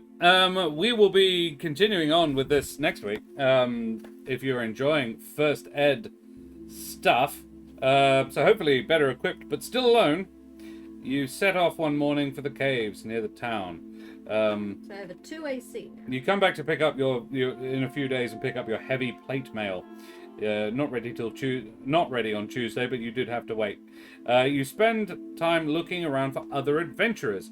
Any help would be welcome, but the few you find all just want to relax, have a good time, and heal up from their last adventures. Boring. So, fully equipped but still alone, you head off back one morning to the caves near town. Is it just where all the monsters go? There's just a whole series of caves. It's like, don't go in there, but they don't come out. It's fine. Watching out for ghouls. Oh, okay. And you draw the map as you go. So in part 1 is for shop. In part 2, you will learn about battles. In part 3, you visit the dungeon. Dun, dun, dun. $12 for the original kit in the 80s. Wow. Wow. That, however, was in $77, so Caves of Chaos, really, yeah. I love Chilly Willy. I mean, of course, let's go. No Chilly Willies right now. It's fucking hot. Yeah. So I dunk my willy semi-regularly in the pool. Just his willy, nothing else. It's really awkward. You're almost ready to enter the dungeon. But first, you need to learn a little bit more about battles. You already know how to swing a sword at a monster. You roll a d20 and compare the dice result to the hit roll given in the description. If you rolled that number or higher, you hit the enemy and roll damage. More damage! In your first adventure, each time you hit a monster, you did 1 point of damage. However, from now on, you will roll a d6, a 6-sided dice, to see how much damage you do when you to the creature you are fighting. You will keep track of the damage in the same way, writing down the starting number and subtracting the damage each time you hit. Just cross off the old number of the hit points, and write down the new one. So, the monsters. Monsters will also be able to do more damage. In your one-player games, you will keep track of their damage on a separate sheet of paper. In group games, the DM will do it. So this is very much designed not for... It should be noted, this is DM-less. It's not designed for you to roleplay with. Intriguing. This is for you to... It is a choose-your-own-adventure.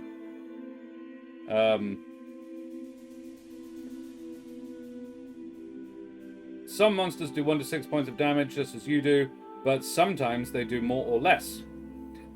Each time you encounter a monster, the information you will need will be given in a box like this. Goblin, 17. D6, 1d6, U, 12, HP, 4. Wow. There's a lot. Okay, Goblin, 17. I don't know what that... It needs a 17 to hit you. You need a 12 to hit it, I think. The number after the monster's name is the number it needs to hit your fighter. Yes. D is the number of dice the monster does when it hits. The monster's hit points are also given. And yeah. In this example, you roll a 12 or higher, you hit the goblin. Yep, cool. I was right. Took a minute. Record keeping, getting killed. Don't drop to 1 or 0. Remember, you are carrying a magical potion of healing. If you get hurt, you can drink it, and it will cure all your damage. Yay! You can then change your hit points back to 8. But you can only drink it once, and then it's gone. What if you throw it back up? Then your acid reflux is cured, but nothing else. I wish. You may drink the potion whenever you wish, but you should wait until you have only 2 or 3 hit points left, if possible. If you drink it in the middle of battle, you must skip your attack, so it takes an action. But we haven't really it hasn't really mapped out action economy yet. Things to remember: keep the record of the monsters, use the combat checklist whenever you have to in battle, roll a d6 every time you hit, and drink the potion when you badly hit. Got it. Part 3, Into the Caves. Dun, dun, dun. Since you explored some of the caves earlier, you find yet another entrance to venture into this time. After finding a suitable cave, you pause to be sure that you are ready. The caves are dark and dreary, as you remember from the last time, so you get out your lantern and light the wick using your tinderbox. Then, carefully, you step into the first room. It's got it in... tear the sheet of graph paper out of the center of the booklet. Ah! That's already been done. Oh! That's your character sheet. This side that's your character sheet. No, that's sample characters. Okay, that's not it. Sorry. But yes, that's the graph paper in the center of it. That was in here. There you go. You can have that. That's handy. Tear the sheet out and start at the center of the booklet. Oh, from the center of the booklet. Then starting near the bottom, copy Entry 1 map, which is that one there, if you want to do it. He's probably already done it. The previous person looks like they've already done it. That's that. Oh yeah, Entry 1. Cool. This is a step-by-step how it does. It very much is. It's a choose your own adventure. It's one by one. So the room you're in is 50 feet wide, 50 feet square, with 10 feet wide exits in the middle of the north, south, east, and west walls. It's a very regular room in a corridor dungeon. The ceiling of the room is 15 feet up, and the corridors are only 10 feet tall. The walls, floor, and ceiling are made of rough rock, but they are extremely regular. There are some cracks and crevices in the rock walls, all very small. Standing in the exact center of the room is a stone statue of a woman in armor. You examine it carefully and finally even touch it, but it's merely a statue, nothing magical or special. You have entered this 50-foot square room in the by the southern corridor. So you're actually coming in from that way. It's that way up. Sorry. How dare you? I'm knocking my papers all over the place. You're coming up from the bottom. The light from your lamp helps, but the shadows linger in the corners of the room. Do you want to stop and listen, search the room, or go down a corridor? I would like to search the room. Search the room. Read 57. So now I go to 57. I don't know why 57 is the thing. You search the room carefully, and you find a small scrap of paper on a niche, a small hole in the wall. I love that. That's to define that. Opening it, you discover a note written in the common tongue.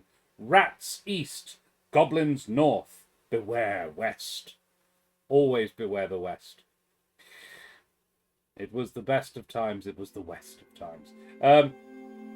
You can see parts of the corridors leading out of the room, which looks like entry 57 map. Entry 57 map, like that. So it's given you a little bit more information. Ah, there's a little corner up ahead. Yeah. You find nothing else. Return to 1. Do you stop and listen, or go down a corridor? I think I want to go kill some rats. Go kill some rats. Okay. You go down a corridor, which is 58. From this room, you can go many ways. Which way do you want to go? You said rats, so you go east. Yes. 79. If you've already been through this part of the dungeon, read 76. Otherwise, continue. This corridor goes 50 feet east and then opens into another room. What are you expecting here and why? You may have found 1 or 2 clues. If you haven't heard or found anything yet, read 11. If you only found a note that mentioned creatures, read 44. That's the one we did. 44. As you approach the room, a giant rat jumps out of the shadows and bites you. You see 2 more giant rats in the room. Take 2 points of damage and read 83.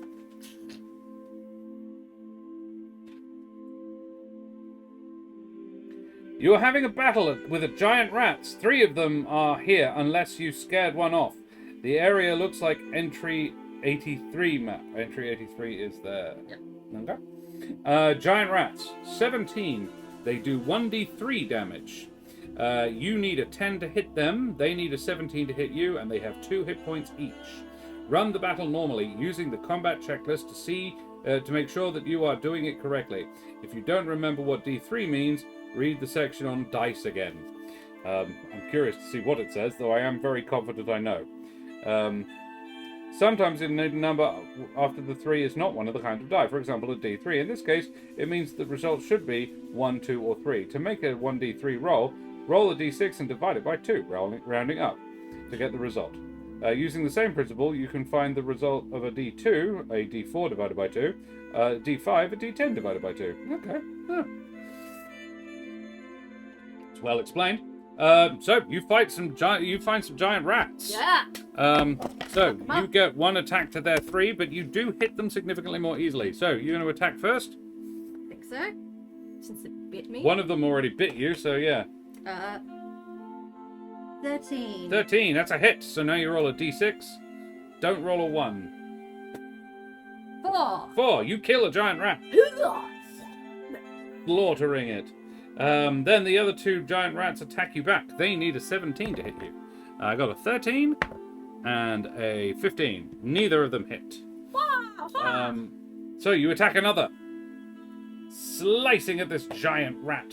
13. Again. Wow. Yep, you got him. Roll a d6. 2. 2. That is exactly the number you needed. 1 more giant rat falls to the floor, and the last one gets an 8, so it doesn't hit. 2. 2. You also missed. This one's a bit squirrely. That was US dollars. Oh, hang on, wait, go on. We've missed a few bits. Advanced Dungeons and Dragons was 31. I found a better source for it. There you go. AC is of course reversed these days, in case viewers didn't know that. Yes. Basically, it was a.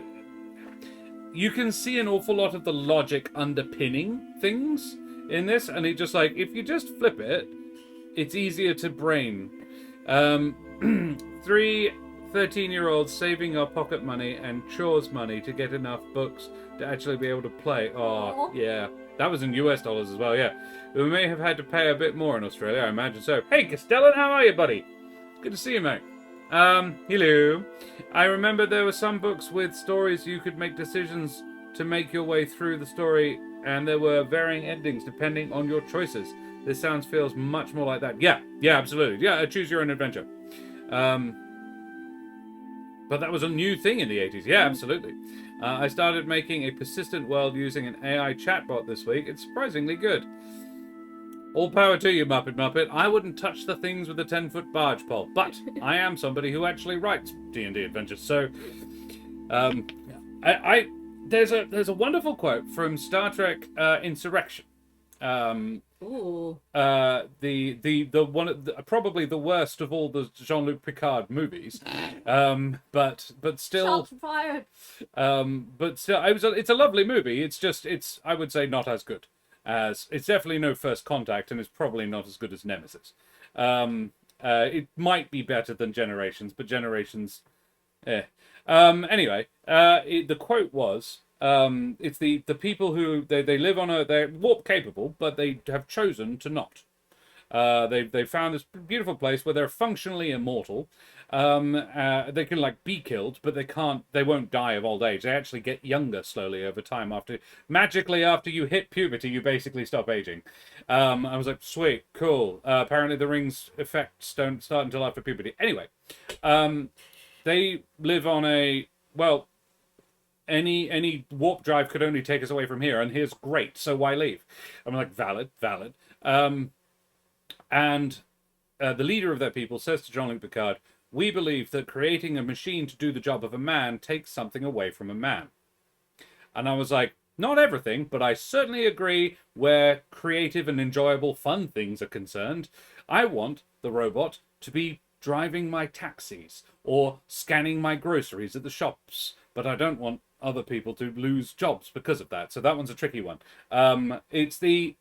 Yeah, I want machines to deal with my menial labor so I can do fun, creative shit. Yeah, I don't want the robots are taking over the fun things, and we're like, no, I want them to fix my fucking car.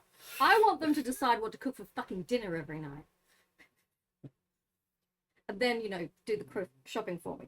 And maybe the cooking. Whoa, calm down, John. Oh. That being said, the number of things we make so much media about how bad it should be to give the robots control, and then the Pentagon got mad at the AI chat people saying, no, I don't think it's ready to run your defense systems without. I'm like, has no one watched Terminator? Robots are tools, not replacements. I like that, Quad. Yeah, that's good. This is what pisses me off, because everyone's just like, AI's going to replace everything. And I'm like... Why? Well... Yeah, absolutely. But the fun jobs... Can we keep the fun ones? I want the fun ones. Just guess. Anyway, you kill the rats. If you kill all the rats, read 78. If the rats killed you, read 90. Well, no, you were fine. I killed all the rats. You did kill that last one, right? Did you roll that last one? I missed, so there's one rat still alive. Oh, there's one. Okay, I get one more attack then. Boo. Love to hit you. 8. No. 15. Hey. Die. Roll more than 1. 4. Hey. Die, rat. Got him. Author's note.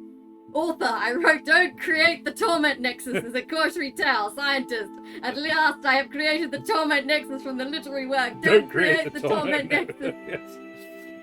Yeah, I'm like, you can replace my job, but I still want to get paid. Otherwise, how will I enjoy this great new work-free world? That is, and it seems to be the thing that the billionaires are forgetting.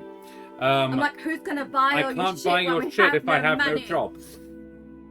Can we just move to the part where we all live, in a utopia where the machines just do the And this is Star Trek as well. That I think is honestly the most unbelievable thing about Star Trek. Is that they've managed to get rid of corporate greed in 400 years. Yes, AI would be a lot cooler without the corporate greed. Yeah. Spent 8 hours placing and removing sand in Minecraft this week because I have a creative vision. I write whole adventures and plot hooks for players who might not even find the adventures or plot hooks because it's fun. Exactly. Read 78. We did this. If you've already been through... you may have found one or two clues. You found all the things. If you only heard creature sounds, if you did both... Read 76. If you arrive in the rat room, it's empty. Okay, it's empty. Okay. What do? Go north or west? From the rat room. Well, I think You could go west, which is back the way you came, I think. I think I will leave the slaughtered rats, and go forward. And let's move to Ian M. Banks' universe. Don't remember that one. Let's just roll back human civilization of the late 90s. Nah, it was not a good time to be a woman. Yeah, this is, we've made strides in great places, some of them. I think we're fine as we are. We just need to make some tweaks. I don't mind it right now. I love smartphones. I just don't want them to be spying on me. Do you know how skinny you had to be skinny in the 90s?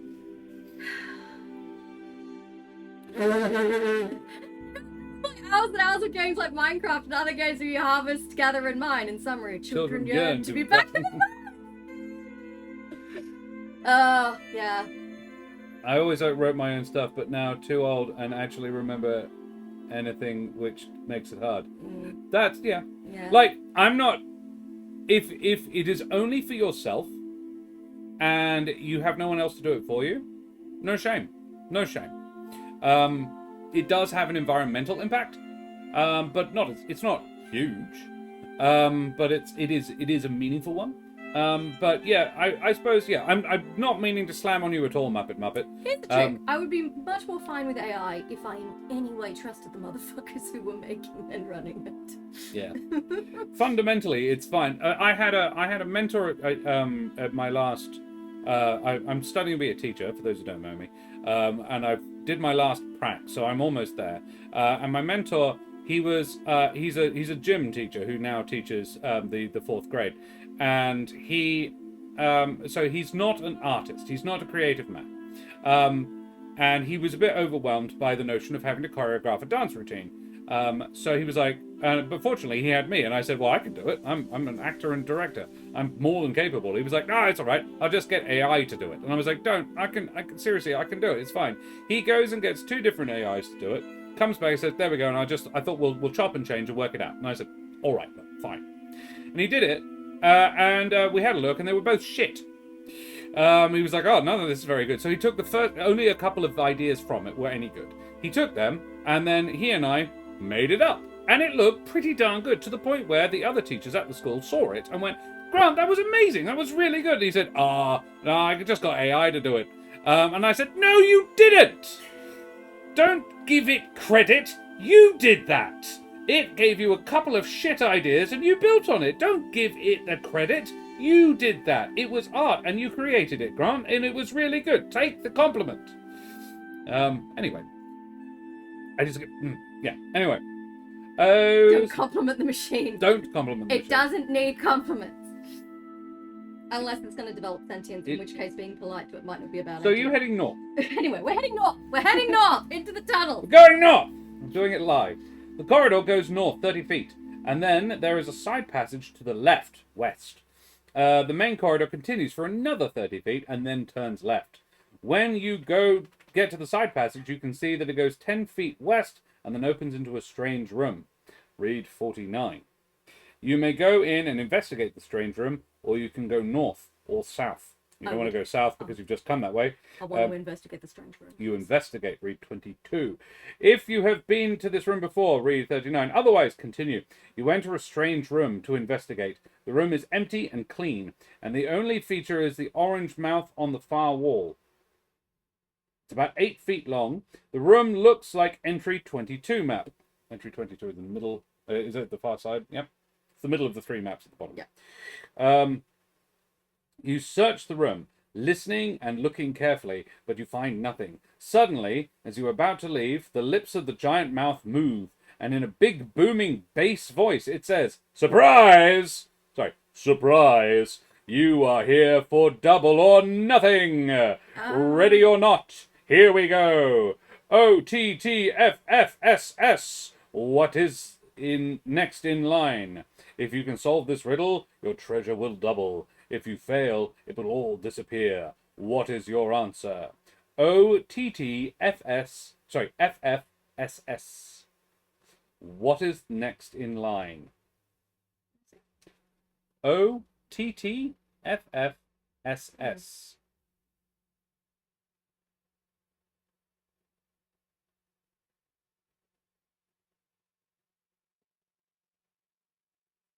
My brain is just going, H-O-T-T-O-G-O. Yeah, probably not that. You can depart. I always wrote down like, do you want to have a think about it while I talk about chat? I can get behind this. Young people play hours and hours of yes. Yeah. Oh, did you see the fun ad for Ring security system during the Super Bowl? Apparently, if someone goes missing, Ring can hijack all the Ring cameras to find that person without the user's consent. I did see that. I love it. The Super Bowl is actually they use it as sort of an identifier for when things are a problem. It's only after for advertising means because every year it tends to be that Super Bowl has a lot of one thing being advertised, and this year it was AI, and the AI took a huge, basically the amount of money that AI spent on Super Bowl ads was something in the order of $200 million or something. It was ridiculous. Very anti. Yeah, absolutely. It's impinging on personal freedoms. Is all it really does. Yeah, it's kind of creepy thinking that you're walking down the street and everyone's doorbells are just filming you. Look, AI is great and wondrous and all, but I am yet to see anyone include Isaac Asimov's 3 Laws of Robotics in the programming. And yeah, and even as the really quite mediocre Will Smith movie of the same name reminds you, and not unless well, the Isaac Asimov Will Smith movie, which, let's be honest, only really related to the Isaac Asimov book in that it contained characters of the same names. In all other respects, it really wasn't the same at all. But it still made a valid point that a smart enough AI would actually go, I could think of a way around these laws. Don't compliment the machine. Machines can't tell you've complimented it anyway. In an unrelated note, I have a headache coming on, so I have to leave, unfortunately. Have a good stream, folks. We will do, Stellan. How are you going with it? Okay. I'm now trying to figure out. OTTFFSS. TTFF. I'd be curious, what are the numbers of the... So, what number of the alphabet is O? A, B, C, D, E, F, G, H, I, J, K, L, M, N, O. It's 15th. O, P, Q, R, S, T. And then 20, so 15, 20, 20. F is A, B, C, D, E, F is 6. 6, 6, and then S, 8. It'll be 19, if T is 20. 19. I could be wrong. I might be barking up the wrong...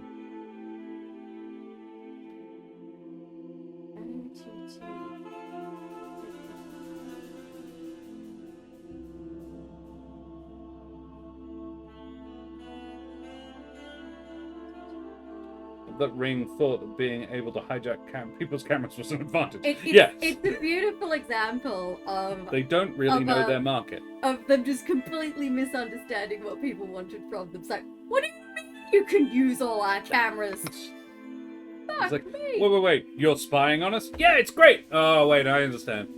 Yeah. I got nothing. I'm naturally going to cheat and have a look ahead, because... Seems to me, I'm just like, all right then, go on then. What is the answer? If you can give me a hint.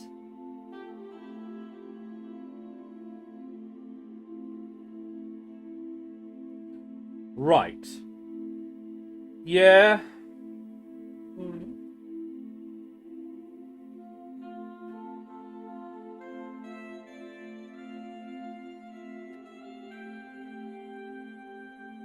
It's counting.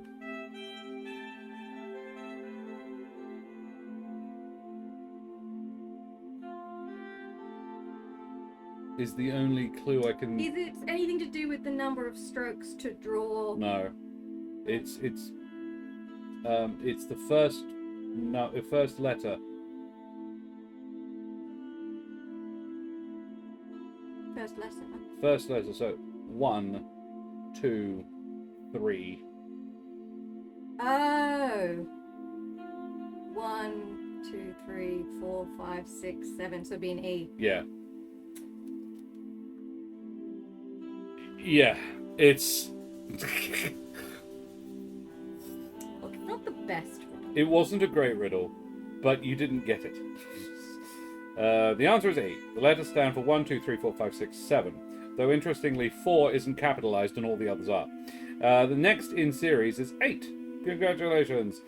If you guess the answer correctly, you may double the amount of treasure you have. If not, all of it disappears. Well, you don't have any treasure, because it would have been very stupid of you to bring your money with you.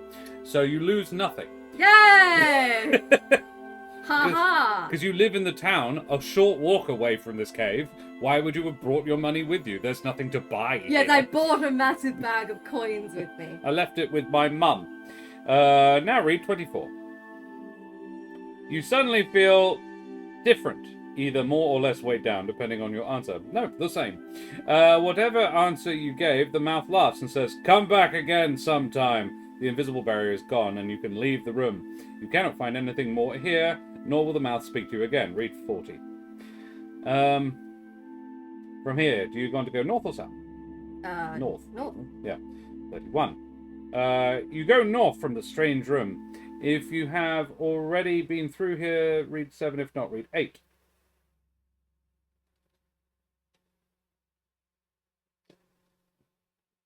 If you have, no. After this, you turn back on the corridor and follow the passage back to the room.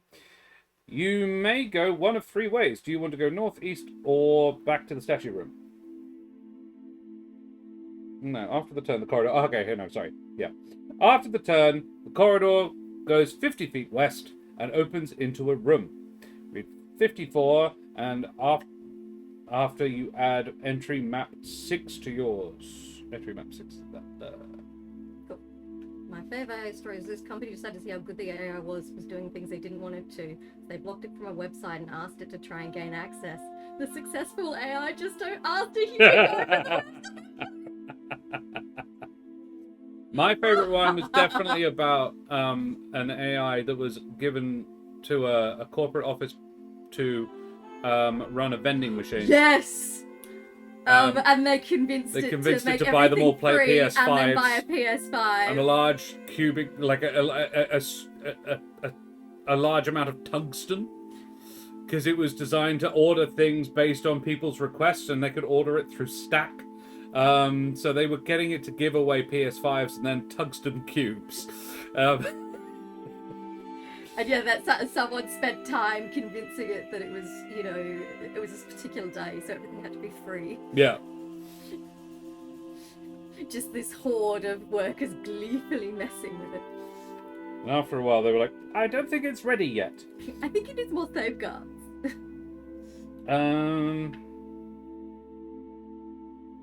21. No.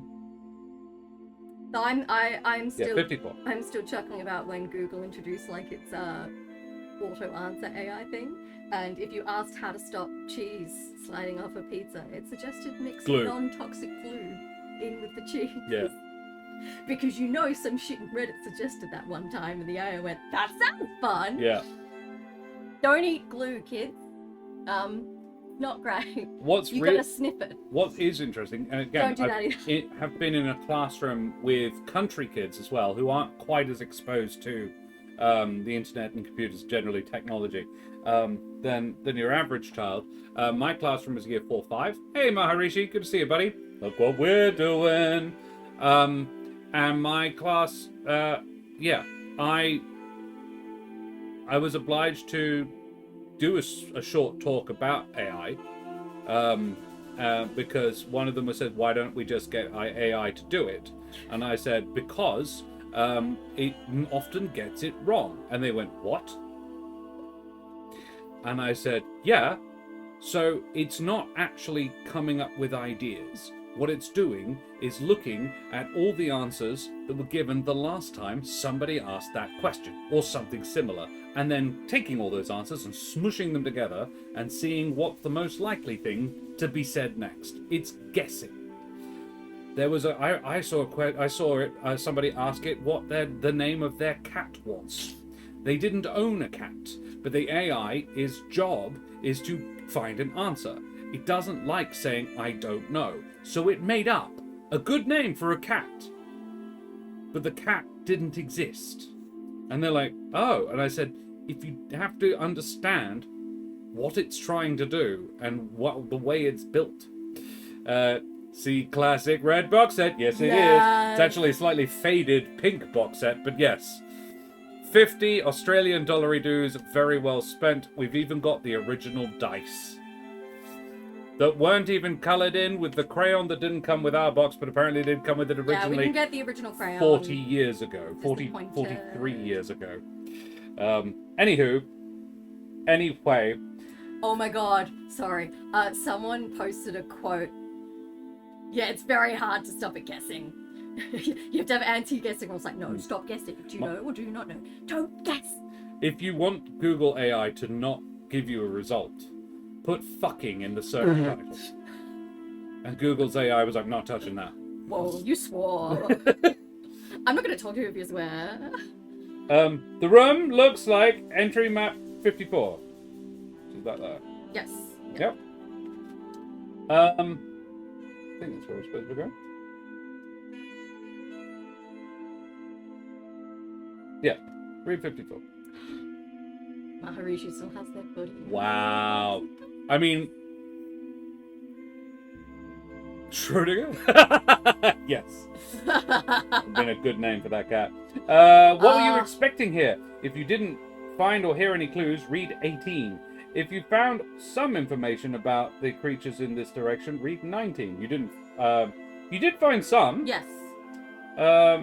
What were you expecting to find up here? Goblins. Goblins. Ah, okay, that's where you've gone. I'm not actually tracking where you are. Muppet Muppet has a 1d20 from 1977. Pretty much unreadable. Amazing. It's amazing. This is it. Keren and I only got into D&D because of Castellan in 2015. This would be about 10 years. Shit! In 2016, actually. That's when we started, so it will be 10 years now. We've gone a long way. Yeah. It has been a It's journey. It's a deep rabbit hole. We did not, we've been professional actors for years. I've been into painting and miniature wargaming since I was 12, so which is 25 years now. More than, it's actually 27 years. And yeah, I have, in this room alone, over 60 board and card games. I'm tempted to, hang on, I'll tilt my all camera of those books on that shelf are TTRPG. Yep. A lot of them are D&D, but only about half. That is the game collection. The game collection up there, but it does not show all of them. Some of them are over there. Some of them are down over there. There is a lot. I fell hard. This is why we have not let Brendan get us into LARP, because that is another rabbit hole. I know myself well. I have an addictive personality. All this D6 I have is made of bone. Wow. I have some old ones too that I found in a junk shop in Kalgoorlie that are, I think, resin. And so old they're cracked. One of them broke in half, so I don't borrow them anymore, but they're in that little bag. Yeah. But we can get on the dice forever, so let's not. Yeah. So you knew roughly what was going to be in here. Oh yeah, these ones. Yeah. They've sort of gone concave on the sides. I tried to give them a bit of a scrub, but that's not dirt. That's just age. There are I wouldn't roll them now because they might break, but yeah, that's a neat thing to have. It's a little bit of history. Yeah. Yeah. It's the only thing I bought in that junk shop. You bought dice. How apropos. We said 19 because 19, we yes. found some idea. All right. You think there are goblins up here, so you keep your lantern shuttered and sneak up to peek into the room. You hear a soft talking in a language you don't understand because they're speaking chaotic. Peeking around the corner, you can see two goblins to your right at the south end of the room. They seem to be talking about something and you don't notice you. What do you want to do? Do you go back, talk to them, or attack? Would we have a language in common? Yeah, come on. Okay. I would like to speak to the goblins. You talk to the goblins. Pay number 50. They tell me I You suck. greet the goblins in your own language, the common tongue. They look up, startled, and one growls something in its own language. The other smiles at you and says, "Why, hello there. What can we do for you?" The growling goblin starts heading north, apparently leaving the room. What do you want to do? Keep talking, attack, or go back? I will keep talking. Keep talking. 69! Oh. You keep talking as one goblin leaves, going north and turning left. The other tries to seem friendly, but you can tell he doesn't like you.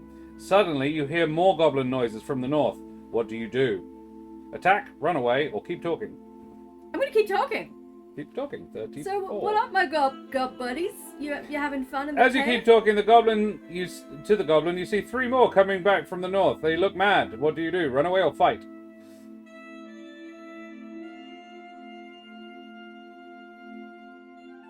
I choose to fight. I like this. I agree. 87. You're fighting 3 goblins! Woo! Oh, hang on. What about the fourth one? By my count, there was 4. There was the one that buggered off. Shh. I need 3. You're fighting 3 goblins! Remember to make 3 rolls for the monsters. Each one gets a swing after you take yours. Use the checklist to be sure that you are running the battle correctly. If you decide to run away, read 73. If you kill all the goblins, read 65. And if the goblins kill you, read 90. Can I fight with my words? I'm still playing D&D these days, but we have moved to 5th ed, which is good. But we're all so old we can never remember the rules. Muppet, I've only been playing for 10 years. I'm 40 this year, and I refuse to switch to the 2024 rule set. Use the 2014; they're better. I still haven't learnt all the rules. And I think Lawrite actually is the reason. Lawrite has put forward a really, really, really solid reasoning for why the 2024 rules aren't as good as the 2014, because there are several core class abilities in the 2024 rules that can be counterspelled. And I don't think you should be able to nope somebody's primary defining characteristic. Also, they ruin druids, and I will not forgive them for that. Yeah. All in an attempt to sort of even things out. So, goblins need a 17 to hit you. You need an 11 to hit them. They do 1d6 of damage when they hit you. And they have 5 hit points each. So you got to kill 15 hit points worth of goblins. Do I get to attack first? I will say yes. Need 11. 9. Nope, you don't hit. Now the 3 goblins I panic. need 17. That's a 14. That's a 14. And that's a 5. I'm just like parrying. You are wearing extremely heavy plate armor, so they are really... Yeah, I'm just pinging him off my shoulders. Yeah. Go again. 13. Hey, that's a hit. You skewer one of the goblins. 3 points of damage. 3 points of damage. So one of them is on 2 hit points left. Still playing with 2 people from 1980s-ish. Amazing. Well done. 12. 19. Shit. Goblin hits ya. Ah, no, my bicep. For 5 damage. Fuck off. I might die, guys. And a 12. It was cocked. It was either a 12 or a 15. Either it's hit. So there you go. I would like to skip my attack to drink a healing potion and not die. Are you sure? I have 1 hit point. You have 3 hit points. They did 5 hit points. Yeah, you have 8, don't you? Yeah, I already lost 2 hit points from the rat. Oh, right, yeah. Did you? Oh, yeah, when it first attacked, yeah. I'm gonna drink my potion of healing. That's fair. If you only have 1 hit point left, that's a good time to use that. Yeah. I was like, you sure? You've got 3 left. You might be able to tank the second hit. So No. I have 8 hit points again. Good. And they get another go. And they get to go again. 12, 11, 20. Nat 20. Okay, here's another 5 coming right at you. 4 this time. Fuck. Alright, still might die. Your turn. Okay.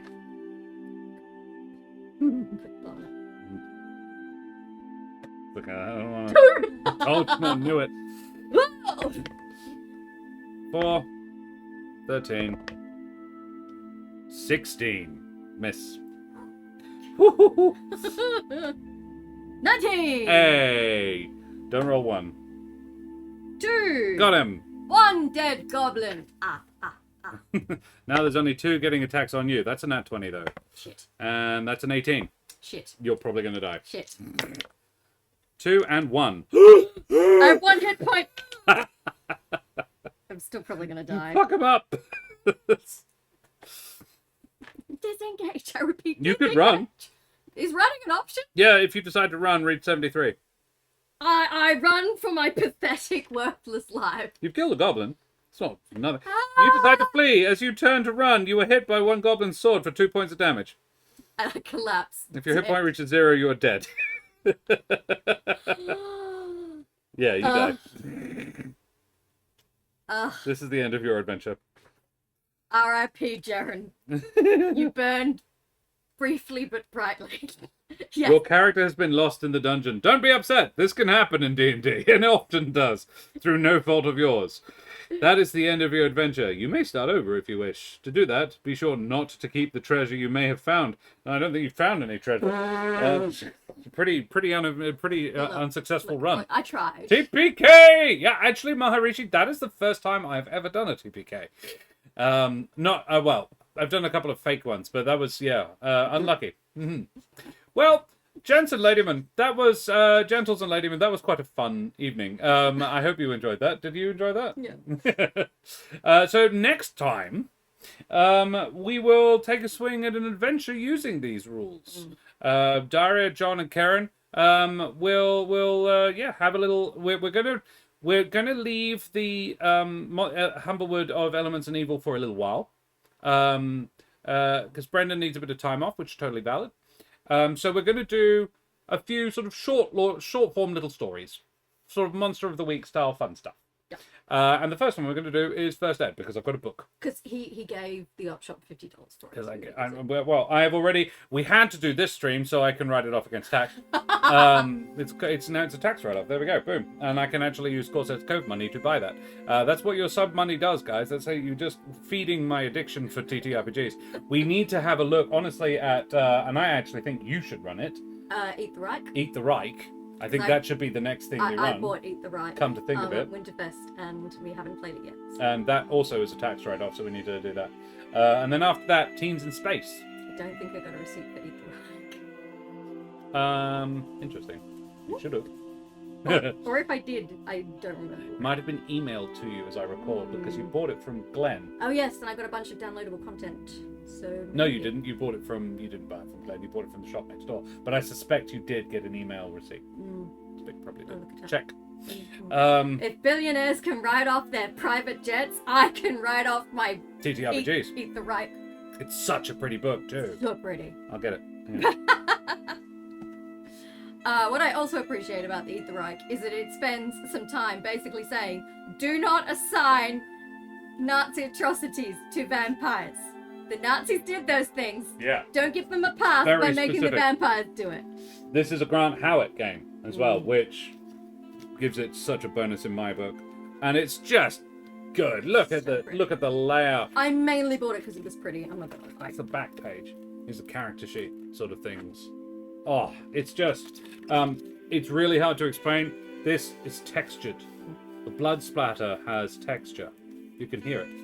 Ooh, Muppet does Persistent World, which is June RPG. Oh, fuck yes. Josh didn't know there was going to be a third June movie. I didn't know that. Well, because where they've gotten to in the film is where the original, the 1971 got to. I didn't realize they were going to continue the story on. Yeah. I know what happens next, but that's because I watched the TV series that they did with young Professor Xavier. There's only one. Look at that. That's the. So you can see her face through that. That's the inside cover. So pretty. Oh, dude, the art is incredible. There's only one letter different from a truly awful cult movie. Is that Teens in Space or Eat the Reich? Boris is lonely. Beat the Reich. Love me some Teens in Space. Boris is lonely. Boris from Teens in Space. Yeah, I freaking love Teens in Space. There's a Hungarian June TV series? The Hungarian one is best. Not Interesting. Read the books as they came out from 1980 onwards. I've got most of them. Haven't actually gotten around to reading more than the first. I've read the first of the series about the Butlerian Jihad, which is in the universe, but well before Paul Atreides. It's where the House Atreides. It's during the reign of the robots. Right. It's during those wars. It's before the Padishah Emperor and all of that. Sweet. Children of Dune. Yes, that's the one I've seen. I read 20 of them now. Wow. Yeah. Yeah. Well, mateys, we need to find someone to drop you on. GM Workshop is doing Baldur's Gate 3. Last achievement with sight. Wow. Act 3 finale. Well, we should drop you over on Rackham then. It's much better than Talking Sun's terrible. Look. Yeah, Brian Herbert, well, he did team up with Kevin J. Anderson. So you'd hope, because Kevin J. Anderson is brilliant. And so you'd hope they'd do good work. Love me some Kevin J. Anderson. But yeah, the first one, it was good. It was just hard. Brian Herbert's stuff is actually good. Yeah, absolutely. No, it was good. It was difficult. And it was, the beginning of House Atreides and House Harkonnen. And actually, interestingly, the Harkonnen guy was a nice bloke. And Atreides was the son of one of the robot overlord peeps, who's like, he's a human brain and robot body. I was about to ask how that worked. Yeah, and he had like he had his sperm cloned or something. Other cool stuff. Read some of his non-sci-fi. Interesting. I've got one which is Brian Herbert and Kevin J. Anderson that isn't Dune. It's a totally new creation as well that I haven't gotten around to reading. Agamemnon, yes it was. Well, Muppet. You are very welcome here, mate. It's lovely to meet you. Yeah, I love, it's just good meeting somebody else with a similar taste of sci-fi to me. Most of the books you can see behind you, sci-fi. All right, not seen those. Yeah, what's it called? Hellfire, I think it's called. Kevin J. Anderson also did the amazing Saga of Seven Sons. Which I have read. Yeah. Have I read? There is a second. Have I read Saga of Seven Sons? I'm second guessing myself now. Yeah, you have. Pretty sure. Hellhole Awakening.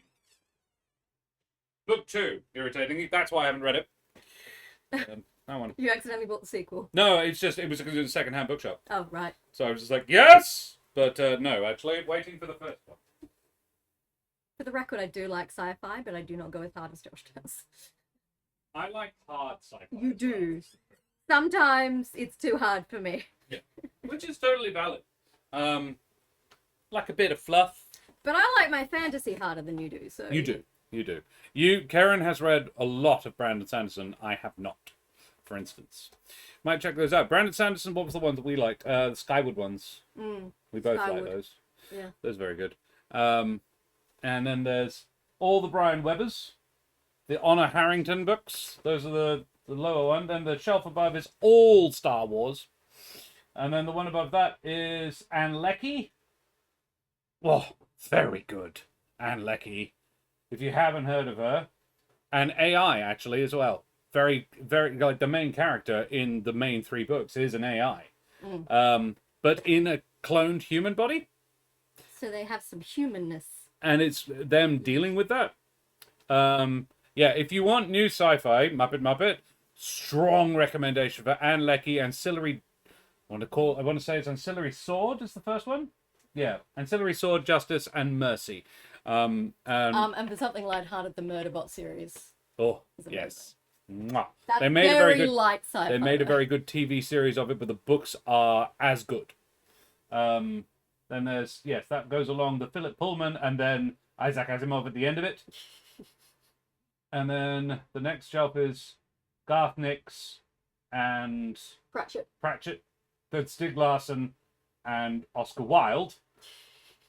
Weird combo, I know. That's all my old books there. The middle column is all Warhammer 40k, which is fluffier sci-fi, but it's still sci-fi. And then there's the Narnia Chronicles, There is all 6 of the Dragon Prince books, because I did love me some. I got into. So I'm dyslexic, very badly dyslexic. It takes me a long time to read anything. So the fact that I was reading straight out, I can sight read now, but it took me a long fucking time to learn to do that. And it was books like Dragon Prince and the Dragons of Pern series, which are actually down there. Because the shelf below David Weber is all Anne McCaffrey. And for some reason... Oh, and D&D books. That's who is it? R.A. Salvatore. And for some reason, the Count of Monte Cristo. Hey, look, it happened to fit. Yeah. And then there's down there is Sam Barron. I do like me a bit of sword and board fantasy as well. Lecky. Leckie.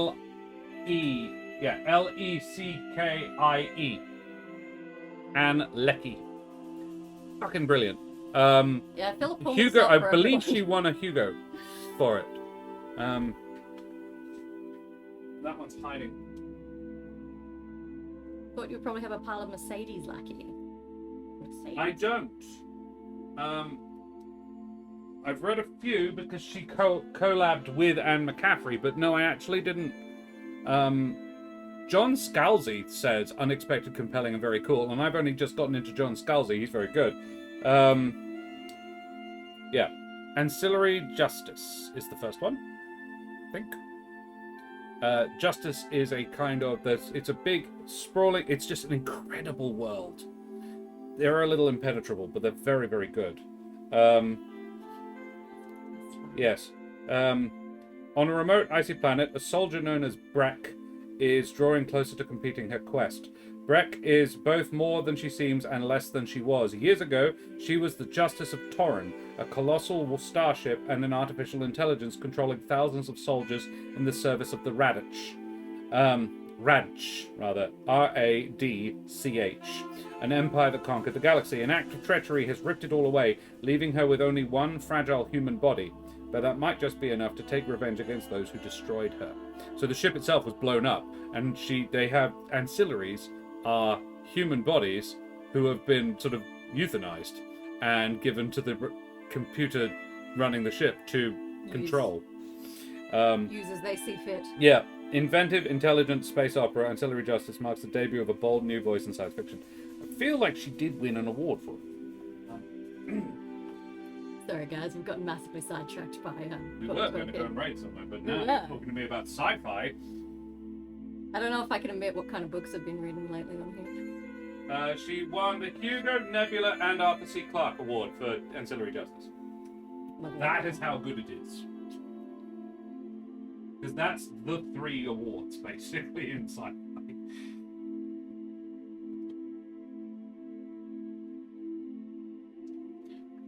There we are. Anyway, as fun as this has been, there's a dog who probably wants to. There is a dog who probably wants to walk. WALK. He doesn't like staying. You need a strong piece of clothing for him to sit on properly. You almost need to like make a little pocket in whatever you're wearing. Yeah, hold it. yeah. It's so cute. It's very cute though. Well, mateys. Yeah, that quad. Sorry, I got to bail. Gym time. Fair enough. Have a good workout. Probably would have a pail. Yeah, no, I don't. Mercedes Lackey helped Anne McCaffrey with the Corner the Unicorn Girl series, which the first one was excellent, and then they got very, very fluffy. Fluffy can be good. Fluffy can be good. It wasn't for me. After the first one was like, ooh, good space opera. The second one was just like, and then she went home and met her family, and then babies, and I was just like, it's less for me. Anywho, we're going to drop a raid on GM Workshop. Rackham is a fantastic bloke. He's a very good DM, though he rarely gets around to it nowadays. He's mainly doing BG3 stuff, and hell, why the fuck not?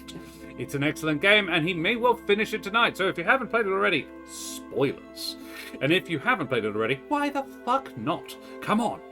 Even I've played it. It's big, but it is worth it. It is extremely worth it. Baldur's Gate 3 is why I like video games now. Josh I wonder is what. delighted. Yes, I wonder what last achievement he hasn't got yet. Because there's only 3 or 4 I haven't got yet. Is it honor mode? Because I feel he must have beaten the game on honor mode. Yeah. Anyway, played BG1. Hell yeah. I recently acquired BG1. And BG... And I found bought me- BG2 for $4 in an op shop. Yeah. Minsk and Boo! Yes! Anywho, we're going to try and actually do it this time. All right. Yeah, stop nerding out, everyone. We're gonna go. It was lovely meeting you, everybody. It was lovely meeting you, Muppet. Thanks for joining us, mate. We will be back. Well, Karen will be back Tuesday night for Skyrim because she turns out she doesn't have those classes to teach, actually. They've been moved to later in the I will be painting. Karen will be playing Skyrim. And then next Thursday, we'll do an adventure with John and Daria. in one edition. In first edition. And First I will edition. learn how to DM it. Alrighty, well, an absolute pleasure hanging out with you all this evening. So we're going to drop a raid over on Rackham now. So throw your favourite raid emotes up in chat. Tell GM Workshop where you came from. Show them the love like we always do. And we'll see you same bad time, same bad channel on Tuesday night for some more Skyrim. See if I can survive this battle that's Oh, wow, this is the end. Okay, let's go. He's presumably managed it. Here we go. Say goodbye, everybody.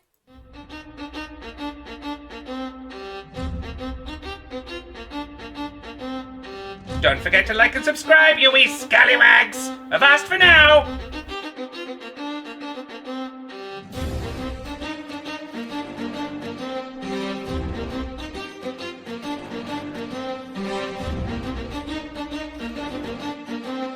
Whee!